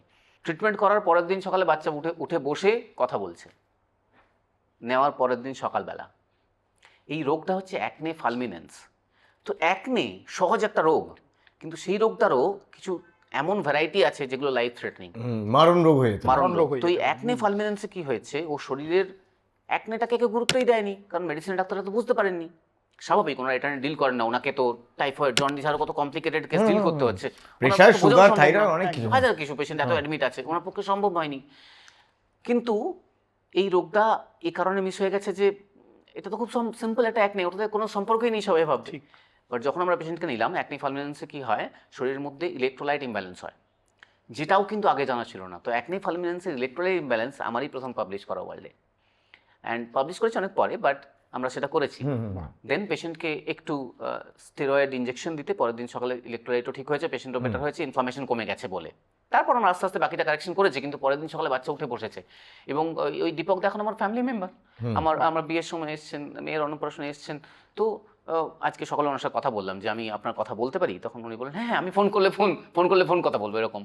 তো উনিও কৃতজ্ঞ থাকেন যে আমার ছেলে জীবন ফিরে পেয়েছে আপনার জন্য। তারপর তো বাড়িতে ডেকে নিয়ে গেছেন, সম্পর্ক তৈরি হয়েছে।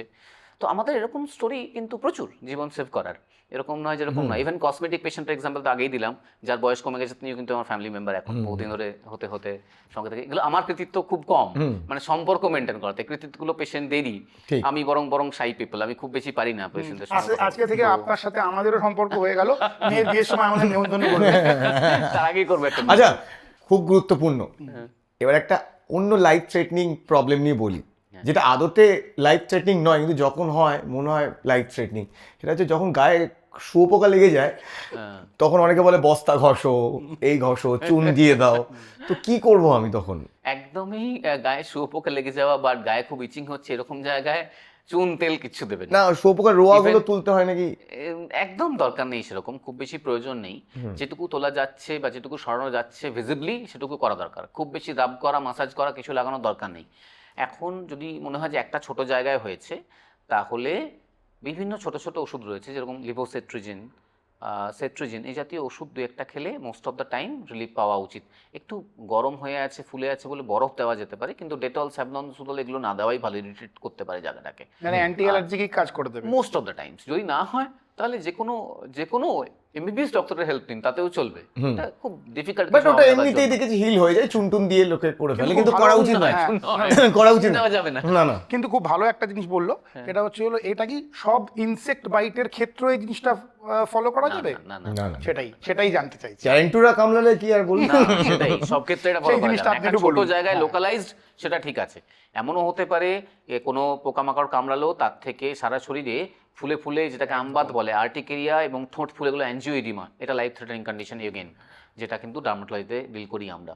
তাই জন্য সেক্ষেত্রে ইমার্জেন্সি যে কোনো সামনের হসপিটাল আছে সেখানে যাওয়া, চেম্বারের ক্লিনিকে না যাওয়া, কারণ সেখানে ইনজেকশন নাও থাকতে পারে। সঙ্গে সঙ্গে হসপিটাল যেখানে আছে সেখানে পৌঁছে যাওয়া। আরে একটু আরেকটা খুব গুরুত্বপূর্ণ, কোনো বন্ধু যদি বিচুরি পাতা ঘষে দেয় তখন আমি চামড়াকে কি করবো? মানে যে কোনো চামড়ায় আর কি, এবার কোন জায়গায় সেটা সে ঠিক করবে। আরে সে ঠিক করবে। জায়গা না বললে হ্যাঁ, উত্তর দেবো যেটা ফাঁকা পাবে অ্যাভেলেবেল পাবে, ধরো পিঠেই ঘষে দিই, পিঠে যদি বিচুরি পাতা ঘষে দেয় তাহলে তো হেভি চুল করছে, তখন আমি কিভাবে বাঁচবো? তাকে বুঝিয়ে দিতে হবে, নাহলে কোনো উপায় নেই। হ্যাঁ, আমার সাথে তার সাথে একটা এক্সট্রা কোশ্চেন অ্যাড করে দিচ্ছি। এই যে গোপন জায়গায় চুলকায়, কিভাবে চুলকাবে? লুকিয়ে কিভাবে চুলকাতে হবে? এটা হ্যাঁ, very এটা difficult. বলুন, কারণ এটা খুব ওই যে তখন বলে না, ব্রেক ডান্স শিখে নেয় কেউ কেউ বলে না প্রতিভা চুলকানি লুকোনো যায় না, আমরা কিন্তু মজার জায়গায় চলে যাচ্ছি। তো এরকম জিনিস আর কি। ইচিং, আমরা যতই এটা নিয়ে মজা করি, ইচিং কিন্তু খুব সিরিয়াস একটা সিমটমস। ঠিক। ইচিংকে ভাবা হতো মাইল্ড পেন সেন্সেশন, যেটা একটু একটু করে চেঞ্জ হচ্ছে। মানে মানে ব্যথার একটা অল্প রূপ বলা যেতে পারে, এটা ভাবা হতো। কিন্তু চেঞ্জ হচ্ছে কনসেপ্টটা আস্তে আস্তে, কারণ ইচিং এর জন্য আলাদা আলাদা সব কেমিক্যালস যেগুলো রেসপন্সিবল সেগুলো আবিষ্কার হচ্ছে। তো ইচিং এরকম হয় যে পেশেন্ট খাওয়া ঘুমোনো অবধি ভুলে যান, কিচ্ছু করার থাকে না পেশেন্টের। আমি দেখেছি শুধু সারা বডি ইচিং হচ্ছে বলে পেশেন্টের ওজন 10 কেজি কমে গেছে। একদম। আর আমরা চুলকুনিকে চিরকালই মজার সাথে রিলেট করে এসেছি, আমরা অনেকভাবেই মজার ক্ষেত্রেই চুলকুনি ব্যবহার করে থাকি, কিন্তু যদি সত্যি চুলকানি হয়, সে ঘুমোতে পারে না এবং তার শান্তি নেই, মানে ওটা ব্যথার মতনই পেইনফুল। হ্যাঁ, তো যদি কারো চুলকুনি হয় তাহলে প্রথম কাজ একজন ভালো ডার্মাটোলজিস্ট দেখানো, শুধু একটা অ্যান্টি অ্যালার্জিক দোকান থেকে নিয়ে খাওয়া নয়। তার কারণ হলো চুলকোনোর কারণটা বুঝতে হবে। যে পেশেন্টটার কথা আমি বললাম যে চুলকে ওনার 10 কেজি ওজন কমে গেছে, তার অ্যাকচুয়ালি কিডনির সমস্যা ছিল। তার যখন প্রথম এটা নিয়ে দেখলাম আমরা, তখন দেখলাম সিকেডি মানে ক্রনিক কিডনি ডিজিজ স্টেজ 4। আমরা এরকম অনেক পেশেন্ট পাই যে জানেই না তার ডায়াবেটিস আছে। HbA1c ডায়াবেটিস 3 মাসের যে ভ্যালুটা, সেটা 10, তার গোটা গা চুল করছে 3 মাস থেকে, সে জানেই না। তো আমরা প্রথম শুধুমাত্র বডি চুল করছে এটা দিয়ে ডায়াগনোসিস করি। তার জন্য চুলকোনোর কারণ কি সেটা বুঝতে হবে। সেটা যদি বোঝা যায় তাহলে ডেফিনেটলি খুব সুন্দরভাবে ট্রিটমেন্ট করা সম্ভব, এবং সেটা সেইভাবেই হওয়া উচিত, নিজের থেকে, নিজের মতো করে নয়। প্রাইভেট জায়গা চুলকোনো তো আলাদা একটা টপিক, সেটা নিয়ে অনেক ডিসকাশন। প্রাইভেটলি আমরা প্রাইভেটলি আলোচনা করব, ওটা আপনাদের বলবো না, ওটা ট্রেনিং এর ব্যাপার আছে, ওটা ওয়ার্কশপ করাবো। আমরা একটা ওয়ার্কশপ অর্গানাইজ করি যে পাবলিক প্লেসে কি করে প্রাইভেট জায়গায় চুল কাটা হয়, এটা আমাদের ওয়ার্কশপের টপিক। আপনারা সবাই রেজিস্টার করুন, টপিকের নাম পাবলিকলি কি করে প্রাইভেট প্লেস চুল করবেন। ঠিক আছে, যাই হোক, আমরা নেক্সট টপিকে যাই। ততক্ষণ আমরা চামড়া ফামড়া নিয়ে আলোচনা করলাম, এবার একটু উপরের দিকে যাই, একটু চুল নিয়ে আলোচনা করি। চুলের রোগ, টাক পড়ে যাওয়া তো সবাই ভাবে যে টাক পড়ে যাচ্ছে, কিন্তু চুলের রোগ, স্ক্যাল্পের রোগ সবচেয়ে কমনলি কি পাওয়া যায়? চুল পড়া না, এই ব্যাপারটা ডার্মাটোলজিতেই পড়ানো হয়, হুম। এটা এত কিছু হতে পারে যেটা একটা অন্য কোনো স্পেশালিটি ডক্টর বা এমবিবিএস ডক্টরের পক্ষে বোঝাই সম্ভব নয়, কল্পনা করা সম্ভব নয়। তো চুল পড়া মোস্ট কমন কারণ তো হচ্ছে যেটাকে আমরা, এবার সায়েন্সের কথা একটু বলি, সবাই একটু মোবাইল ইউজ করছে, সায়েন্সও বুঝুক, যেটাকে আমরা টেলোজেন ইফ্লুভিয়াম বলি। জটিল কথা, জটিল কথা। চাপ পড়ে গেল।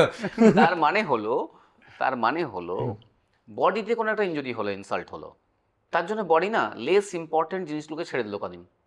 যেমন বডিতে একটা বাজেভাবে ভাইরাল ইনফেকশন হলো, ভাইরাস ইনফেকশন থেকে উঠলাম, তার 2-3 মাস পরে চুল পড়া শুরু হলো। প্রেগনেন্সি হলো, 3 মাস পরে চুল পড়া শুরু অনেক হলো। সময় কিছু জ্বরের কোভিড জন্য হলো, ইয়েস, কোভিড হলো, তার 2-3 মাস পরে চুল পড়া শুরু হলো। এটাতে কি ওই 3 মাস পরে বডি না রিকভারি ফেজে থাকছে, তো তখন বডি চেষ্টা করে ইম্পর্টেন্ট ভাইটাল ফাংশনগুলোকে রেস্টোর করার, হার্ট, কিডনি, লিভার এগুলোকে ঠিক করা, শরীরকে ঠিক করা। প্রায়োরিটি। তখন একটু হেয়ার শেডিং হতে পারে। This is most common and normal thing. এই হেয়ার লসটা কিন্তু অটোমেটিক ঠিক হয়ে যাবে যদি আপনি আপনার প্রপার হেলথের কেয়ার নিয়ে থাকেন। আর এই জায়গাটাতেই সব থেকে বেশি হেয়ারের বিজনেস হয়, খুব বাজেভাবে হয়। কাউকে অসম্মান করা বা ছোট করা আমার উদ্দেশ্য নয়, কিন্তু এইটাতেই অল্টারনেটিভ মেডিসিনস, বিভিন্ন তেল, বিভিন্ন আদার প্রোডাক্টস চুলে লাগান, চুল ঠিক হয়ে যাবে। পেশেন্টের তো দোষ নেই, তিনি তো দেখছেন আমার চুল পড়ছিল, আমার চুল ঠিক হয়ে গেল, কিন্তু সেটা যে অটোমেটিক হলো, 50% হেয়ার লস তো এটাই, তো most of the hair loss তো অটোমেটিক ঠিক হবে। আমরা সেখানে ওষুধও দিই না, আমি এক্সপ্লেনও করি পেশেন্টকে যে এটা দরকার নেই খুব বেশি, একটু আদ্র যদি কিছু আমার সাপ্লিমেন্টস লাগে যেগুলো সেই মুহূর্তে ভাইটাল ফাংশনসকে রেস্টোর করবে সেগুলো দিই। তো এই চুল পড়াটাই সব থেকে কমন, কিন্তু এই সব থেকে কমন হলেও এটা কখনো কখনো কমপ্লিকেটেড হতে পারে। সাপোজ কারো এমন একটা সিচুয়েশন হলো, তার হিমোগ্লোবিন কমে গেল, হ্যাঁ, কোনো ইন্টারনাল ব্লিডিং হয়ে ভর্তি হয়েছে, ওটি হয়েছে, দিয়ে হিমোগ্লোবিন কমে গেছে। এই কমে যাওয়াটা কারেকশনই হয়নি, তখন হিমোগ্লোবিন 9 ছিল, ডাক্তারবাবু ডিসচার্জ করেছেন। যখন 6 মাস পরে তখন হিমোগ্লোবিন 6 হয়ে গেছে, উনি জানেন না, চুল পড়াও তো বন্ধ হয়নি। তাহলে তখন এটার খেয়াল কিন্তু আমাদের করতে হবে এবং সেটার ট্রিটমেন্ট লাগবে। তো এটাও কখনো কখনো কমপ্লিকেটেড হতে পারে, টুইস্ট হতে পারে স্টোরিতে, যেটা কিন্তু এক্সপার্ট ওপিনিয়ন ছাড়া ডিফিকাল্ট। এছাড়াও চুলের রোগ অনেক হতে পারে যেগুলো খুব কমপ্লিকেটেড। যেমন এই চুল পড়াটা কি, চুলটা পড়লো কিন্তু চুলের মধ্যে হেয়ার ফলিকল বা হেয়ার রুটটা ইনট্যাক্ট আছে, এটাকে আমরা বলি নন স্কারিং অ্যালোপেশিয়া, মানে যেখানে হেয়ার রুটটা নষ্ট হয়নি কিন্তু একটা বড় ভ্যারাইটি রয়েছে যেটা স্কারিং অ্যালোপেশিয়া, মানে ওখানে চুলটার পার্মানেন্ট ড্যামেজ হয়ে যাচ্ছে, যেটা আর কখনোই গ্রো করা যাবে না যদি না প্রপার সময় ট্রিটমেন্ট হয়।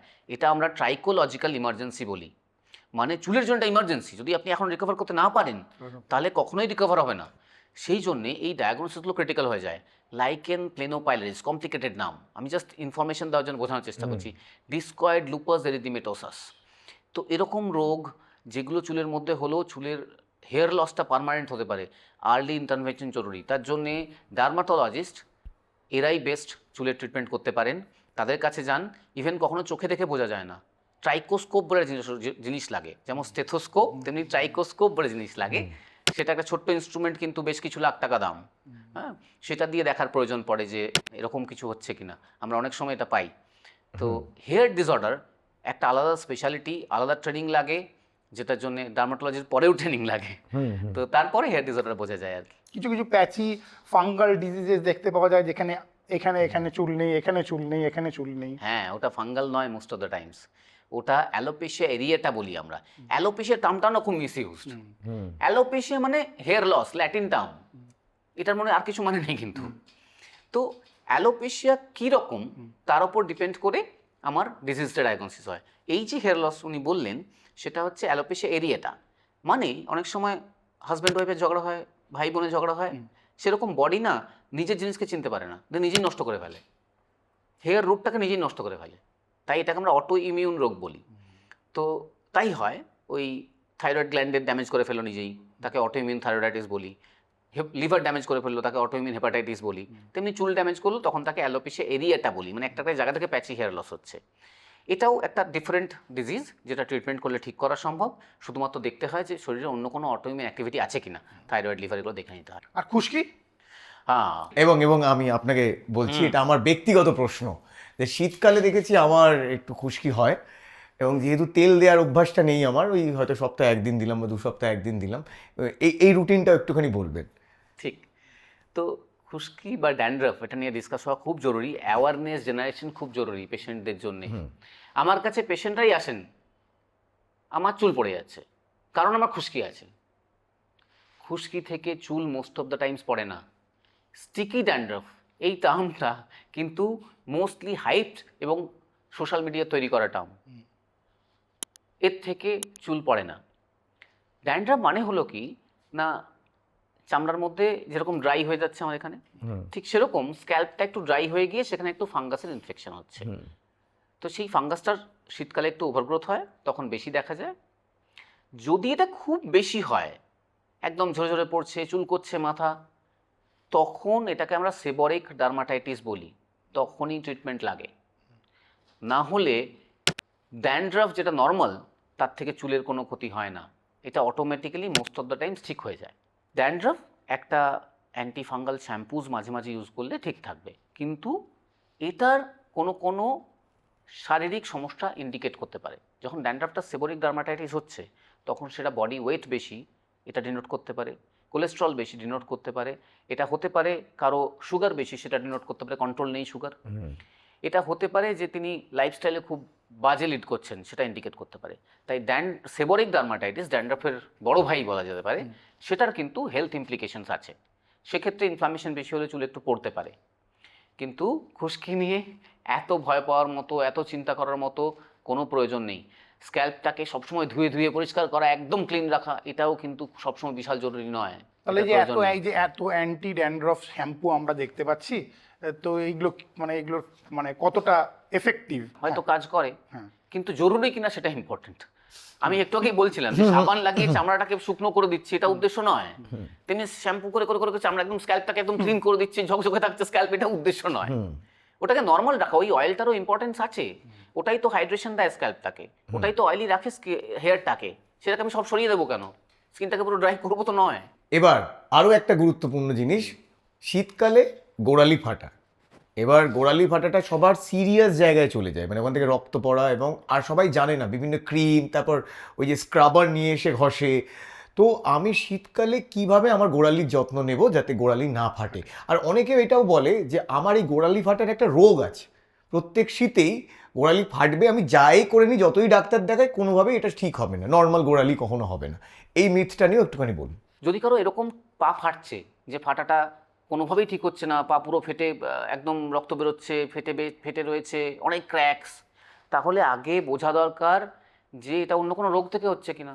দেয়ার আর সেভারাল ডিজিজ যেগুলো কিন্তু হাত আর পা ফাটাতে পারে, যেমন সোরিয়াসিস। আমরা বলি পামো প্লান্টার সোরিয়াসিস, মানে হাত আর পায়ের চেটোতে বা তালুতে এই রোগটা হচ্ছে। তখন কিন্তু এরকম পুরো ফেটে যেতে পারে। আবার হাইপার কেরাটোটিক এক্সিমা এরকম বলি, মানে হচ্ছে, আমি বোঝাবো আমি বুঝতে পেরেছি। তার মানে হচ্ছে গিয়ে যে চামড়ার স্কিনটা খুব ড্রাই হয়ে গেছে, হাত পাগুলো স্পেশালি ড্রাই হয়ে গিয়ে ওগুলো ফেটে ফেটে ফেটে ফেটে যাচ্ছে। তো যদি এরকম হয় তার ট্রিটমেন্ট তো এন্টায়ারলি ডিফারেন্ট হবে, নর্মাল ক্রিম লাগিয়ে তো এমনিই যাবে না। আর যদি দেখা যায় যে কারো স্কিন একটু ড্রাই, এই ড্রাইনেসটা না অনেকটা কীরকম বলুন তো, একটা বড় সায়েন্টিফিক কথাই বেরোচ্ছে, যাই হোক, একটা বড় স্পেকট্রামে থাকে। মানে কারো স্কিন জাস্ট একটু ড্রাই, শীতকালটা ড্রাই হয়, আর কারো স্কিন এত ড্রাই যে একদম বর্ষার সময় যখন ময়েশ্চার ভর্তি তখনও ফেটে ফেটে থাকে।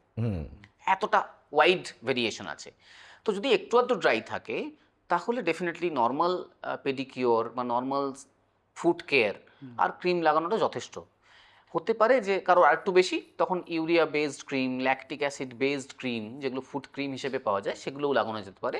একটু বেশি ফ্রিকোয়েন্টলি লাগালে হয়তো সেটা ভালো হয়ে যাবে। কিন্তু যদি কাজ না হচ্ছে তাহলে ডেফিনেটলি ডার্মাটোলজিস্ট দেখান, ট্রিটমেন্ট লাগতে পারে। একটা খুব গুরুত্বপূর্ণ পদার্থ যেটা এখন স্কিন কেয়ার মার্কেটিংয়ের ক্ষেত্রে বিভিন্ন প্রোডাক্টে প্রমোট করা হচ্ছে, স্যালিসাইলিক অ্যাসিড। এটা মানে কোনো প্রোডাক্টে থাকলে আগেই আমরা কিনছি। তো এগুলো কি? এখন না আমরা শুধু একটা অ্যাসিড ব্যবহার করি না, salicylic acid, kojic acid, glycolic acid, ascorbic acid বা ভিটামিন সি, হ্যাঁ, ল্যাকটিক অ্যাসিড, এরকম হাজারো অ্যাসিড আছে। এত অ্যাসিড মুখে, অ্যাসিড ছোড়ো মুখে, যেগুলো ইউজ করা হয়। আমি এটা একবার অ্যাড্রেস করতে চেয়েছিলাম গল্প করতে করতে, কিন্তু পারিনি, কারণ কোশ্চেনটা অনুভবে ফ্রেম করা ছিল। এরকম হয়েছে যে পেশেন্ট এই পেশেন্ট জানেই না কেন স্কিনটা আমার এরকম রিয়াকশন হচ্ছে, লাল হয়ে যাচ্ছে, ফুলে যাচ্ছে, মুখটা এরকম হচ্ছে, কারণ পেশেন্ট 5টা অ্যাসিড লাগাচ্ছে, স্যালিসাইলিক অ্যাসিড দিয়ে ফেস ওয়াশ করছে, তারপরে কোজিক অ্যাসিড লাগাচ্ছে, ভিটামিন সি লাগাচ্ছে, তারপর একটা সানস্ক্রিন লাগাচ্ছে, আবার রাত্রিবেলায় গিয়ে আবার স্যালিসাইলিক অ্যাসিড দিয়ে মুখ ধুচ্ছে, তারপরে গ্লাইকোলিক অ্যাসিড লাগাচ্ছে। তো এত অ্যাসিড লাগাচ্ছে যে চামড়ার যে প্রোটেকশনটা, সেই প্রোটেকশনটাই চলে যাচ্ছে, চামড়া নিজেকে প্রোটেক্ট করতে পারছে না, স্কিন কখনো সময়টাই পাচ্ছে না যে আমি নিজেকে ঠিক করব। তাই জন্যে এইগুলোকে অ্যাক্টিভস বলা হয়। হ্যাঁ, এখন কমনলি যে কোনো টিনেজ জানে যে এটার নাম কি, এগুলোকে অ্যাক্টিভস বলে। এগুলো না কখনোই নিজে নিজে এরকমভাবে ইউজ করা উচিত নয়, এটা সবসময় হওয়া উচিত আন্ডার সুপারভিশন। কিন্তু যদি কারো অ্যাটপিক ডার্মাটাইটিস বা একটা রোগ থাকে এরকম, চামড়া যাতে অটোমেটিক শুকনো হয়ে যাচ্ছে, সে যদি লাগায় তাহলে তো ড্যামেজ হয়ে যাবে, না, আরো আর খারাপ এটা অবস্থা হয়ে যাবে। আরো মিসগাইডেড হচ্ছে এই কারণে, কারণ যে কোনো ইনফ্লুয়েন্সার, হ্যাঁ, সে তার হয়তো মেকআপ টিউটোরিয়াল আছে, সে ইনস্টাগ্রাম ফিল্টারে তাকে সুন্দর দেখতে লাগে বলে সে ওই প্রোডাক্টটা নিয়ে যখনই ক্যামেরার সামনে এসে বলছে দেখো এটাতে স্যালিসাইলিক অ্যাসিড আছে, এই আছে, তাই আমাকে এত সুন্দর লাগে, সবাই ওটা শুনেই কিনে নিচ্ছে। তাই আমি সবাইকে বলবো, এবং স্পেশালি যারা ইউথ রয়েছে তাদের সবাইকে বলবো, ইনফ্লুয়েন্সারদের দেখে প্রোডাক্ট কিনো না একদমই, এবং বিশেষ করে স্কিন কেয়ার প্রোডাক্ট। খুব সুন্দর এক্সাম্পল দিই, জানি না কতটা মানুষেরা এটার সাথে কোরিলেট করতে পারবেন। আমি বলি যে ধরুন আপনি ফ্লাইটে আছেন, মাঝে ইমার্জেন্সি, আপনি বললেন যে না আমি পাইলটকে ট্রাস্ট করবো না, নিজে গাড়ি নিজে আমি চালানোর চেষ্টা করব। আপনি ট্রেনিং নিয়েও কি পারবেন? পারবেন না। ইভেন পাইলট, তার ট্রেনিংয়ের ডিউরেশন 1.5 বছর থেকে 2 বছর ম্যাক্সিমাম।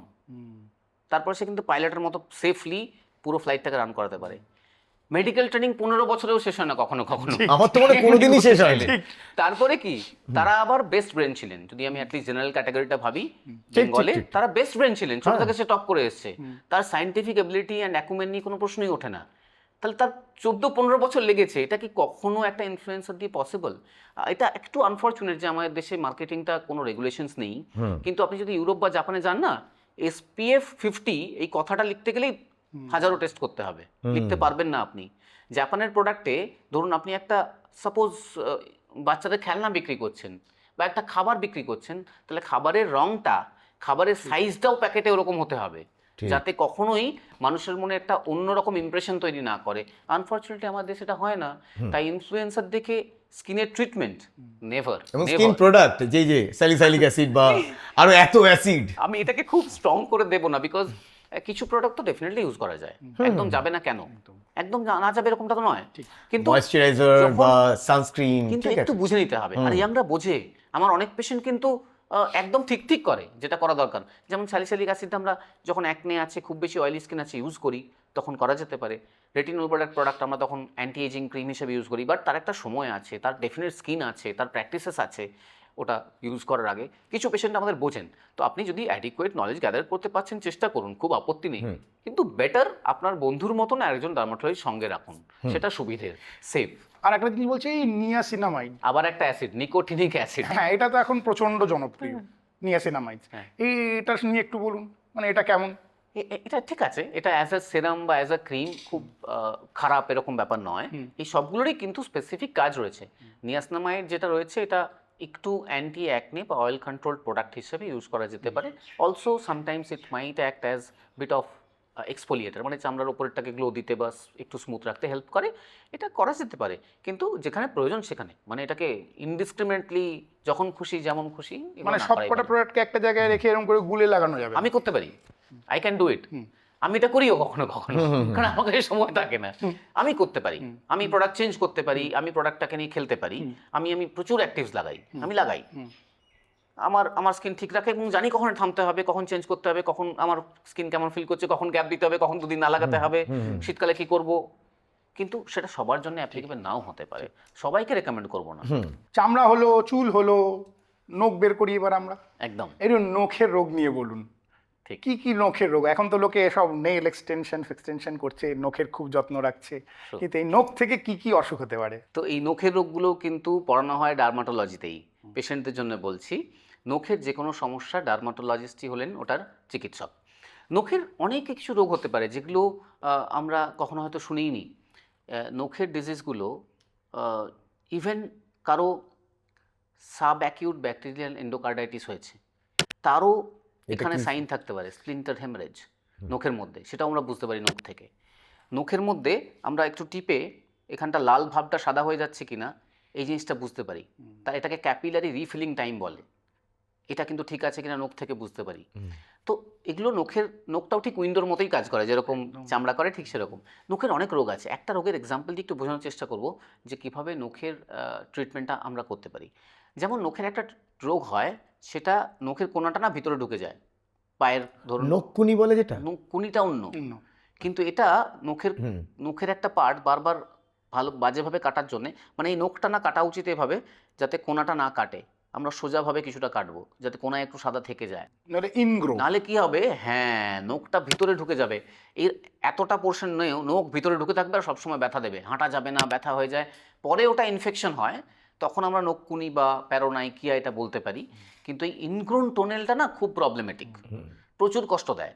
আর এটা যারা এটা সম্বন্ধে খুব ভালোভাবে জানেন না, অনেক সময় তারা পেশেন্টকে সাহায্য করতে গিয়েই পুরো নখটাকে উপড়ে ফেলেন। এটাকে আমরা টোটাল নেল এভালশন বলি। এটার প্রয়োজন হয় না এখন ট্রিটমেন্ট এত উন্নত হয়ে গেছে। নখ যেটুকু প্রবলেম, সেই প্রবলেমটুকু নখকে আমরা সরালাম, মানে একদম কর্নার পোর্শনে একটা পার্শিয়াল নেল আমরা তুলে ফেললাম, এবং নখ এখান থেকে তৈরি হয়। নখের যে সাদা নখের নিচে যে চামড়া অংশটা ওখান থেকে তৈরি হয়, ওটাকে নেল ম্যাট্রিক্স বলে। সেই ম্যাট্রিক্সের খারাপ অংশটা সেটাকে আমরা লেজার দিয়ে পুড়িয়ে দিলাম। So partial nail avulsion with matricectomy, এরকম ট্রিটমেন্ট আমরা করতে পারি। নখের ফাংশন পুরো ইনট্যাক্ট থাকে, নখও তো প্রোটেক্টিভ অর্গান, একদম টিপ অফ দ্য ফিঙ্গারকে প্রোটেকশন দিচ্ছে। তো এই নখের এখন যে মডার্ন সার্জারিসগুলো, এগুলো ডার্মাটোলজিস্টরা করেন। তাই নখের ডিজিজের জন্যে ডার্মাটোলজিস্ট দেখানো উচিত। বাহ, নখ নিয়ে অনেক কিছু জানতে পারলাম। আর একটা জায়গায় যাই, এই বোটক্স নিয়ে একটু বলুন। এই ক্লস্ট্রিডিয়াম বোটুলিনাম থেকে এই বের করা জিনিসটা। আমাদের অনেক ওষুধ কিন্তু এরকম ব্যাকটেরিয়া থেকে তৈরি হয়। আমরা যা অ্যান্টিবায়োটিক খাই মোস্টলি ব্যাকটেরিয়া থেকে তৈরি হয়। তাই কি থেকে তৈরি হয় ওই প্যান্টারটা আমরা ছেড়ে রাখলাম। বোটক্স ব্যাপারটা খুব ইন্টারেস্টিং। এই বোটক্সটা প্রথম যখন তৈরি হয় তখন আমাদের স্প্যাজম, ধরুন কারো আনফর্চুনেটলি স্ট্রোক হয়েছে, স্ট্রোক হওয়ার পরে একদিকের হাতটা শক্ত হয়ে গেছে, তো সেটাকে রিলিজ করার জন্যে বোটক্স ইঞ্জেকশন দেওয়া হতো। দেখা গেল এটা যেরকম মাসেলকে রিল্যাক্স করতে পারে, আমরা যদি কপালের মাসেলগুলোকে একটু রিল্যাক্স করে দিই, তাহলে কপালের যে ভাঁজগুলো পড়ে না বয়স হলে ওটা কমে যায়, বা চোখের এই কোনার দিকে যে ভাঁজগুলো পড়ে সেগুলো কমে যায়। তো বোটক্স দিয়ে আমরা মুখের অ্যান্টি এজিং ট্রিটমেন্ট করতে পারি। এবং যত সেলিব্রিটি দেখছেন তারা হয়তো ডিসক্লোজ করছেন না, কিন্তু ডেফিনেটলি তারা বোটক্স বা ফিলার্স বা লেজার্স এরকম কসমেটিক ট্রিটমেন্ট দিয়েই ওরকম সুন্দর লাগছেন। সেগুলো ন্যাচারাল, এগুলো গ্রেসফুলি এজ করতেই হেল্প করে, এজকে হ্যাম্পার করে না। আর বোটক্স দিয়ে আমরা কি করতে পারি? বোটক্স দিয়ে মাইগ্রেনের ট্রিটমেন্ট করতে পারি। বোটক্স শুধু ফোরহেডটাই দিই তা নয়, এখন অ্যাডভান্স বোটক্স দিয়ে নেক লাইন্সকে কারেক্ট করা যায়, জ লাইনটাকে সুন্দর করা যায়। চিন, অনেক সময় চিনের মধ্যে ফুটো ফুটো ফুটো একটু কীরকম হয়ে থাকে চিনটা, অনেকের চিবুকটা ঠিক সুন্দর দেখতে লাগে না, ওটাকে পপলি চিন বলি আমরা। সেখানে বোটক্স দিয়ে আমরা চিনটাকে সুন্দর করতে পারি। নোজের কাছে, নাকের দুপাশে এই জায়গাগুলোতে ভাঁজ ভাঁজ পড়ে সেগুলোকে আমরা কারেকশন করতে পারি। ইভেন হাত পা প্রচুর ঘাম দেয় অনেকের, কিছুতেই কন্ট্রোল করা যায় না, তখন সেখানে আমরা বোটক্স ইঞ্জেকশন দিয়ে হাত পায়ে ঘাম দেওয়াটাকে কমাতে পারি, যেটা 1-2 বছর আগেও এত প্রচলিত ছিল না, বাট আস্তে আস্তে অ্যাওয়ারনেস বাড়ার পরে এখন প্রচুর পেশেন্ট আমরা এই জন্যই শুধু ট্রিটমেন্ট করেছি। আর এবার একদম একটা গরিব পেশেন্টের প্রশ্ন। বাবু, আপনারা এই সব সৌন্দর্যায়ন করছেন ঠিক আছে, আমাদের গরিব আদমিদের জন্য কিছু করছেন না কেন? যত ওই যে বিউটিফিকেশন ট্রিটমেন্ট এত এক্সপেন্সিভ কেন হয়? ডেফিনেটলি এই প্রশ্নটাও ভ্যালিড। আমি সব ধরনের ইমোশন, গরিব বলে কি আমার সুন্দর হওয়ার কোনো অধিকার নেই? একদমই তা নয়। এই ইমোশনটাকে ডেফিনেটলি আমি সাপোর্ট করি, কিন্তু এই কজটা না একটু ভেবে দেখতে হবে লজিক্যালি। আমি একটু বুঝিয়ে বলার চেষ্টা করছি। বোটক্স বা ফিলার্স এই ট্রিটমেন্টগুলো সবই যে ওষুধগুলো দিয়ে হয় ভারতবর্ষে তৈরি হয় না, এগুলো কিন্তু তৈরি হয় সবই ইউএস বা ইউরোপে। তো মেডিসিনটা ইটসেলফ না খুব কস্টলি, কারণ এর মধ্যে ইনফেকশন যাতে না হয়, স্টেরিলাইজেশন মেনটেন করতে হয়, ওর কোয়ালিটি যাতে ঠিক থাকে, চামড়ার মধ্যে গিয়ে চামড়া ফুলিয়ে দিল রিয়াকশন হলটা না হয়, তো এগুলো খুব হাই কোয়ালিটি স্ট্যান্ডার্ডাইজড প্রোডাক্ট। তো সেই জিনিসগুলো আমরা এখানে ইউজ করি, যেগুলো ওখান থেকে ডাইরেক্টলি আনিয়ে এখানে ইউজ হয়। এবার আমি যদি কস্টটা একটা কম্প্যারিজন করি, তাহলে 1 ml ফিলার্স, মানে 1 ml ফিলার্সের ইঞ্জেকশন আমেরিকাতে খরচা হয় মোটামুটি 50,000 থেকে 1 লাখ। আমরা এখানে কতটুকু নিই? 25,000, 20,000 সেম প্রোডাক্ট দিই, আমরা তো ছেড়েই দিই। আমরা তো অনেক সময় অলমোস্ট নিই না, যে পেশেন্টরা পুরোনো কিছু নিই না। একটা সেশন লেজারের এক্সাম্পল তো আগেই দিয়েছি, একইভাবে ভাবুন, এটা না কিছুটা সামাজিক মানসিকতারও বা দৃষ্টিভঙ্গিরও সমস্যার জন্য মনে হয়, যেগুলো কস্টলি।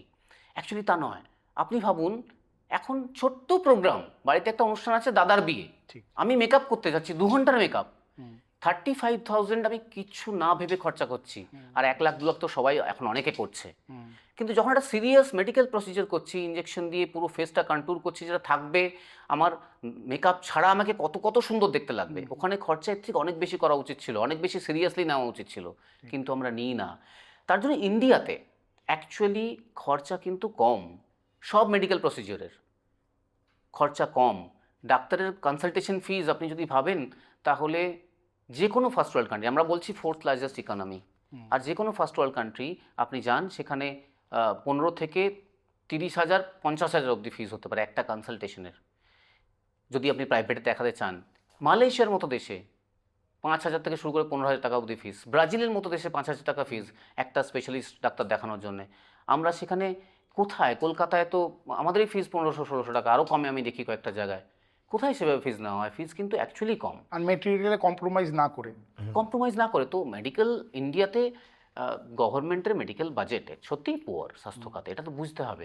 কিন্তু এত ভালো মেডিকেল সিস্টেম অনেকটাই কিন্তু ডাক্তারদের কাঁধে ভর করে চলছে, এবং আমরা সেটা করে যাচ্ছি। কিন্তু এই আনফর্চুনেট হচ্ছে, মানুষকে বোঝানো কিছু সময় ডিফিকাল্ট হয়ে যায়। আমার সব থেকে স্যাটিসফাইড ক্লায়েন্ট কারা জানেন? আমার ইউকে আর কানাডার পেশেন্টরা। তারা বছরে 1বার বা 2বার আসেন, যত ট্রিটমেন্ট হয় খুশি মনে করে যান। আমার একজন পেশেন্টের গল্প বলি অন্য একটা প্রসঙ্গে। ওনার ইউকেতে কোলোনোস্কোপি লাগতো, ওনাকে 10 lakhs-এর বাজেট দিয়েছে। আর যদি প্রাইভেটে না করে যদি ওখানে করতে হয়, মানে NHS, যেটা ওদের গভর্নমেন্ট সার্ভিস, এখানে করতে হয়, 1.5 বছর পরে রেট পেয়েছেন। তো উনি আমার সাথে যোগাযোগ করেন, আমি বললাম ইউ প্লিজ কাম, আপনার তো বাকি আমরা যা করি সেগুলো করবো, মুখের ট্রিটমেন্টগুলো, আর তখন আমি আপনাকে আমার গ্যাস্ট্রো ডিপার্টমেন্টে কথা বলিয়ে দেবো, এখানে করুন। ওর 2.5 লাখ টাকার মধ্যে সব কিছু হয়ে গেছে ইমিডিয়েটলি। আসার পরের দিন সব অ্যাপয়েন্টমেন্ট ফিক্স হয়ে গেছে, সব কিছু ট্রিটমেন্ট হয়ে গেছে, উনি 7 দিন পর আবার ফিরে গেছেন। সো আমরা অ্যাকচুয়ালি মেডিকেল ট্রিটমেন্ট অনেক অ্যাফোর্ডেবল রেটে করতে পারি এবং অনেক কস্ট ফ্রেন্ডলি রেটে করতে পারি। আনফর্চুনেটলি আমাদের দেশে মানুষদের ইনকাম বাড়েনি। এই প্রবলেমটা ওখানে, প্রবলেমটা এখানে নয় যে ডাক্তারি পরিষেবা খুব অমূল্য, একদমই তা নয়। এবার সর্বশেষ প্রশ্ন আপনাকে। আপনি শুরুতেই বললেন ত্বক হচ্ছে আমাদের শরীরের জানালা, যেখানে ভেতরে কি হচ্ছে সেটা বোঝা যায়। এবার এই বাইরের সৌন্দর্যের জন্য আমরা ভেতরের কি কি পরিচর্যা করব, অর্থাৎ খাবার দাবার, পৌষ্টিকতন্ত্রের খেয়াল রাখা, কারণ সেটার জন্য কিন্তু আমাদের ত্বক খারাপ হয়, মূলত সেটার জন্যই হয়তো ত্বক খারাপ হয়। তো আমরা ভেতরের কি কি পরিচর্যা করতে পারি যার জন্য আমাদের বাহ্যিক সৌন্দর্য আরও বাড়তে পারে? তো ভেতরের সৌন্দর্যটাই খুব জরুরি, তবেই বাইরে সুন্দর দেখানো যাবে। তার মধ্যে 1 number body and 2nd mind, দুটোই কেয়ার দরকার। হ্যাঁ। তো মাইন্ডের কেয়ার যদি আসি, খুব কোর কেয়ার, তাহলে হচ্ছে ঘুমোনো। ঠিক মতো না ঘুমলে এমনি ইরিটেটেড থাকবো, তো এবং sleep, স্ট্রেস ফ্রি থাকা, ঘুমোনো সেটাও খুব জরুরি, ঠিক সময় ঘুমোনো অ্যাটলিস্ট। তো একটা বয়সের পর প্রপার ঘুমোনোতে বেশি কম্প্রোমাইজ না করা জরুরি। তো sleep habit definitely has implications on your skin health and hair health. Second হচ্ছে ডায়েট। ডায়েটের মধ্যে একটা তো খুব ইজি, যদি আমি ড্রাই হই, জল কম খাই, তাহলে তো ড্রাই তো দেখা যাবে চামড়ায়। সো ডিহাইড্রেশন যাতে না হয়, অ্যাডিকুয়েট ওয়াটার ইনটেক জরুরি। থার্ড হচ্ছে, যখন খাবার খাচ্ছি তখন বেসিক 2 ধরনের খাবার হয়, তাই তো? একটা হলো ম্যাক্রোনিউট্রিয়েন্টস, ছোটোবেলায় পড়েছিলাম, প্রোটিন, কার্বোহাইড্রেট অ্যান্ড ফ্যাট, আর কতগুলো মাইক্রোনিউট্রিয়েন্টস, ভিটামিনস, মিনারেলস, এগুলো। তো আমাদের দেশে না আম জনতা সবাই প্রোটিন ডেফিশিয়েন্ট। আমি এক্সাম্পল দিয়ে বোঝাচ্ছি। আমার শরীরে যদি আমি ভাবি আমার 65 কেজি বা 60 কেজি ওজন হয়, তাহলে 60 গ্রাম প্রোটিন লাগবে। ওকে, এই 60 গ্রাম প্রোটিন কি থেকে আসবে? যদি আমি ডিম দিয়ে এটাকে মেকআপ করতে যাই, শুধু ডিম খাবো প্রোটিন নেওয়ার জন্য পার ডে, একটা ডিমে 4 গ্রাম প্রোটিন থাকে। ইন্ডিয়ান এগে বোধহয় আরও কম থাকতেও পারে। তো 4 গ্রাম প্রোটিন মানে 15টা ডিম খেতে হবে, তাই নয় কি? তো নর্মালি পসিবল নয়। যদি আমি চিকেন বা ফিশ দিয়ে ভাবি, 100 গ্রাম চিকেনের মধ্যে 25 গ্রাম, তাও ভালো কোয়ালিটির চিকেন বা ফিশ হতে হবে, 25 গ্রাম অনলি প্রোটিন থাকে। তার মানে 250 গ্রাম চিকেন প্রতিদিন খেতে হবে। আমরা কেউ কখনো খেয়েছি? কেউ খাই না। যদি আপনি এক্সারসাইজ করেন বা জিম করেন বা আরও এক্সট্রা কোনো স্ট্রেসফুল ফিজিক্যাল অ্যাক্টিভিটি করেন, তাহলে ওই পরিমাণটা গিয়ে দাঁড়ায় 1.5 থেকে 2। এটা হাই প্রোটিন নয়। This are normal protein requirement of the body. পেশেন্টকে যখনই বলা হলো যে আপনি প্রোটিন একটু কম খাবেন, হয়তো ইউরিক অ্যাসিড বাড়ছে বা আপনার কিডনিতে কিছু ইস্যু আছে, সব প্রোটিন বন্ধ করে দিল। সো অলরেডি তো উনি প্রোটিন কম খাচ্ছিলেন, তারপর সব প্রোটিন বন্ধ করে দিলেন, তাহলে তো এমনিই ডেফিসিয়েন্সি হলো। সো প্রোটিন অ্যাডিকুয়েট রাখা, এটাকে মেজার করা, একটু হলেও অ্যাওয়ারনেস তৈরি করে এটা প্রোটিনটাকে ঠিক করা জরুরি। এরপর ডেফিনেটলি মাল্টিভিটামিনস, মিনারেলস যেগুলো লাগে সেগুলো আমাদের ভেজিটেবলস থেকে আসে অ্যান্ড ফ্রুটস থেকে আসে, সেগুলো অ্যাডিকুয়েট পরিমাণে খাওয়া দরকার। তো এইটুকু যদি আমরা একটু একটু র্যাশনালি ঠিক করতে পারি তাহলে most of the problem solved. Skin কেয়ারটা বাকি দেখে নিলেই হবে, কোনো চিন্তা নেই। Thank you so Thank much, you thank so you much. So much Thank ডাক্তারবাবু। অনেক কিছু জানলাম আমরা আজকে স্কিনের ব্যাপারে। আপনারও আশা করি আমাদের সাথে আড্ডা মেরে ভালো লেগেছে। পারফেক্ট, খুব ভালো। আমাদের চামড়া কেমন লাগলো একদম আপনাদের? perfect। আপনার কেমন একদম লাগলো আমাদের perfect। চামড়া? ঠিক আছে? পারফেক্ট। ঠিক আছে, একদম। আমি- বাকি তো আমি বাকি- ময়েশ্চারাইজার পাঠিয়ে দেবো। বাকি আমি কথা বলছি আপনার সাথে, হ্যাঁ, এই অনুষ্ঠানের শেষে।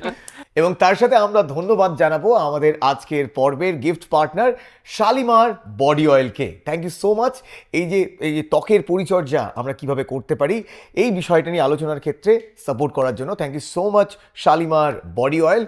তো ডাক্তারবাবু, আপনার সাথে আরও আমরা অনুষ্ঠান করব এবং গরমে ঘামাচি নিয়ে প্রত্যেক সিজনে যদি করা যায় খুব ভালো হয়। প্রত্যেকটা রোগ ধরে করা যেতে পারে, হ্যাঁ, সেটাও হতে পারে। আর আপনাদেরকেও বলবো প্লিজ প্লিজ প্লিজ আমাদেরও একটুখানি স্কিন কেয়ার করুন, আমাদের একটুখানি আমাদের মলম লাগান একটু। মলম লাগান। মলম কীভাবে লাগাবেন? লাইক করবেন, শেয়ার করবেন, সাবস্ক্রাইব করবেন। আর যারা যারা ত্বক নিয়ে, সৌন্দর্য নিয়ে সচেতন সেই সমস্ত বন্ধুদের সাথে এই এপিসোডটা শেয়ার করুন। আর তার সাথে কমেন্ট করুন যে আর কোন কোন বিষয় নিয়ে চান যে আমরা নতুন নতুন পর্ব নিয়ে আসি। তাহলে এখান থেকেই টাটা বাই বাই বলছি। আমি সায়ন, আমি কুশল। ফিরবো অন্য কোনো পর্বে অন্য কোনো ইনজেকশন নিয়ে। ততক্ষণ সুস্থ থাকুন যাতে ডাক্তারবাবুদের কাছে আপনাকে যেতে না হয়। আর যদি অসুস্থ হন তাহলে নিজে ডাক্তারি করবেন না, নিজে বা ডাক্তারি একদম করবেন। সুস্থ থাকুন, ভালো থাকুন, হাসতে থাকুন, ক্রিম হাসতে মাখুন, থাকুন, ক্রিম মাখুন, ময়েশ্চারাইজ করুন, আর চকচক করুন। চক চক। ঠিক আছে, টাটা। টাটা।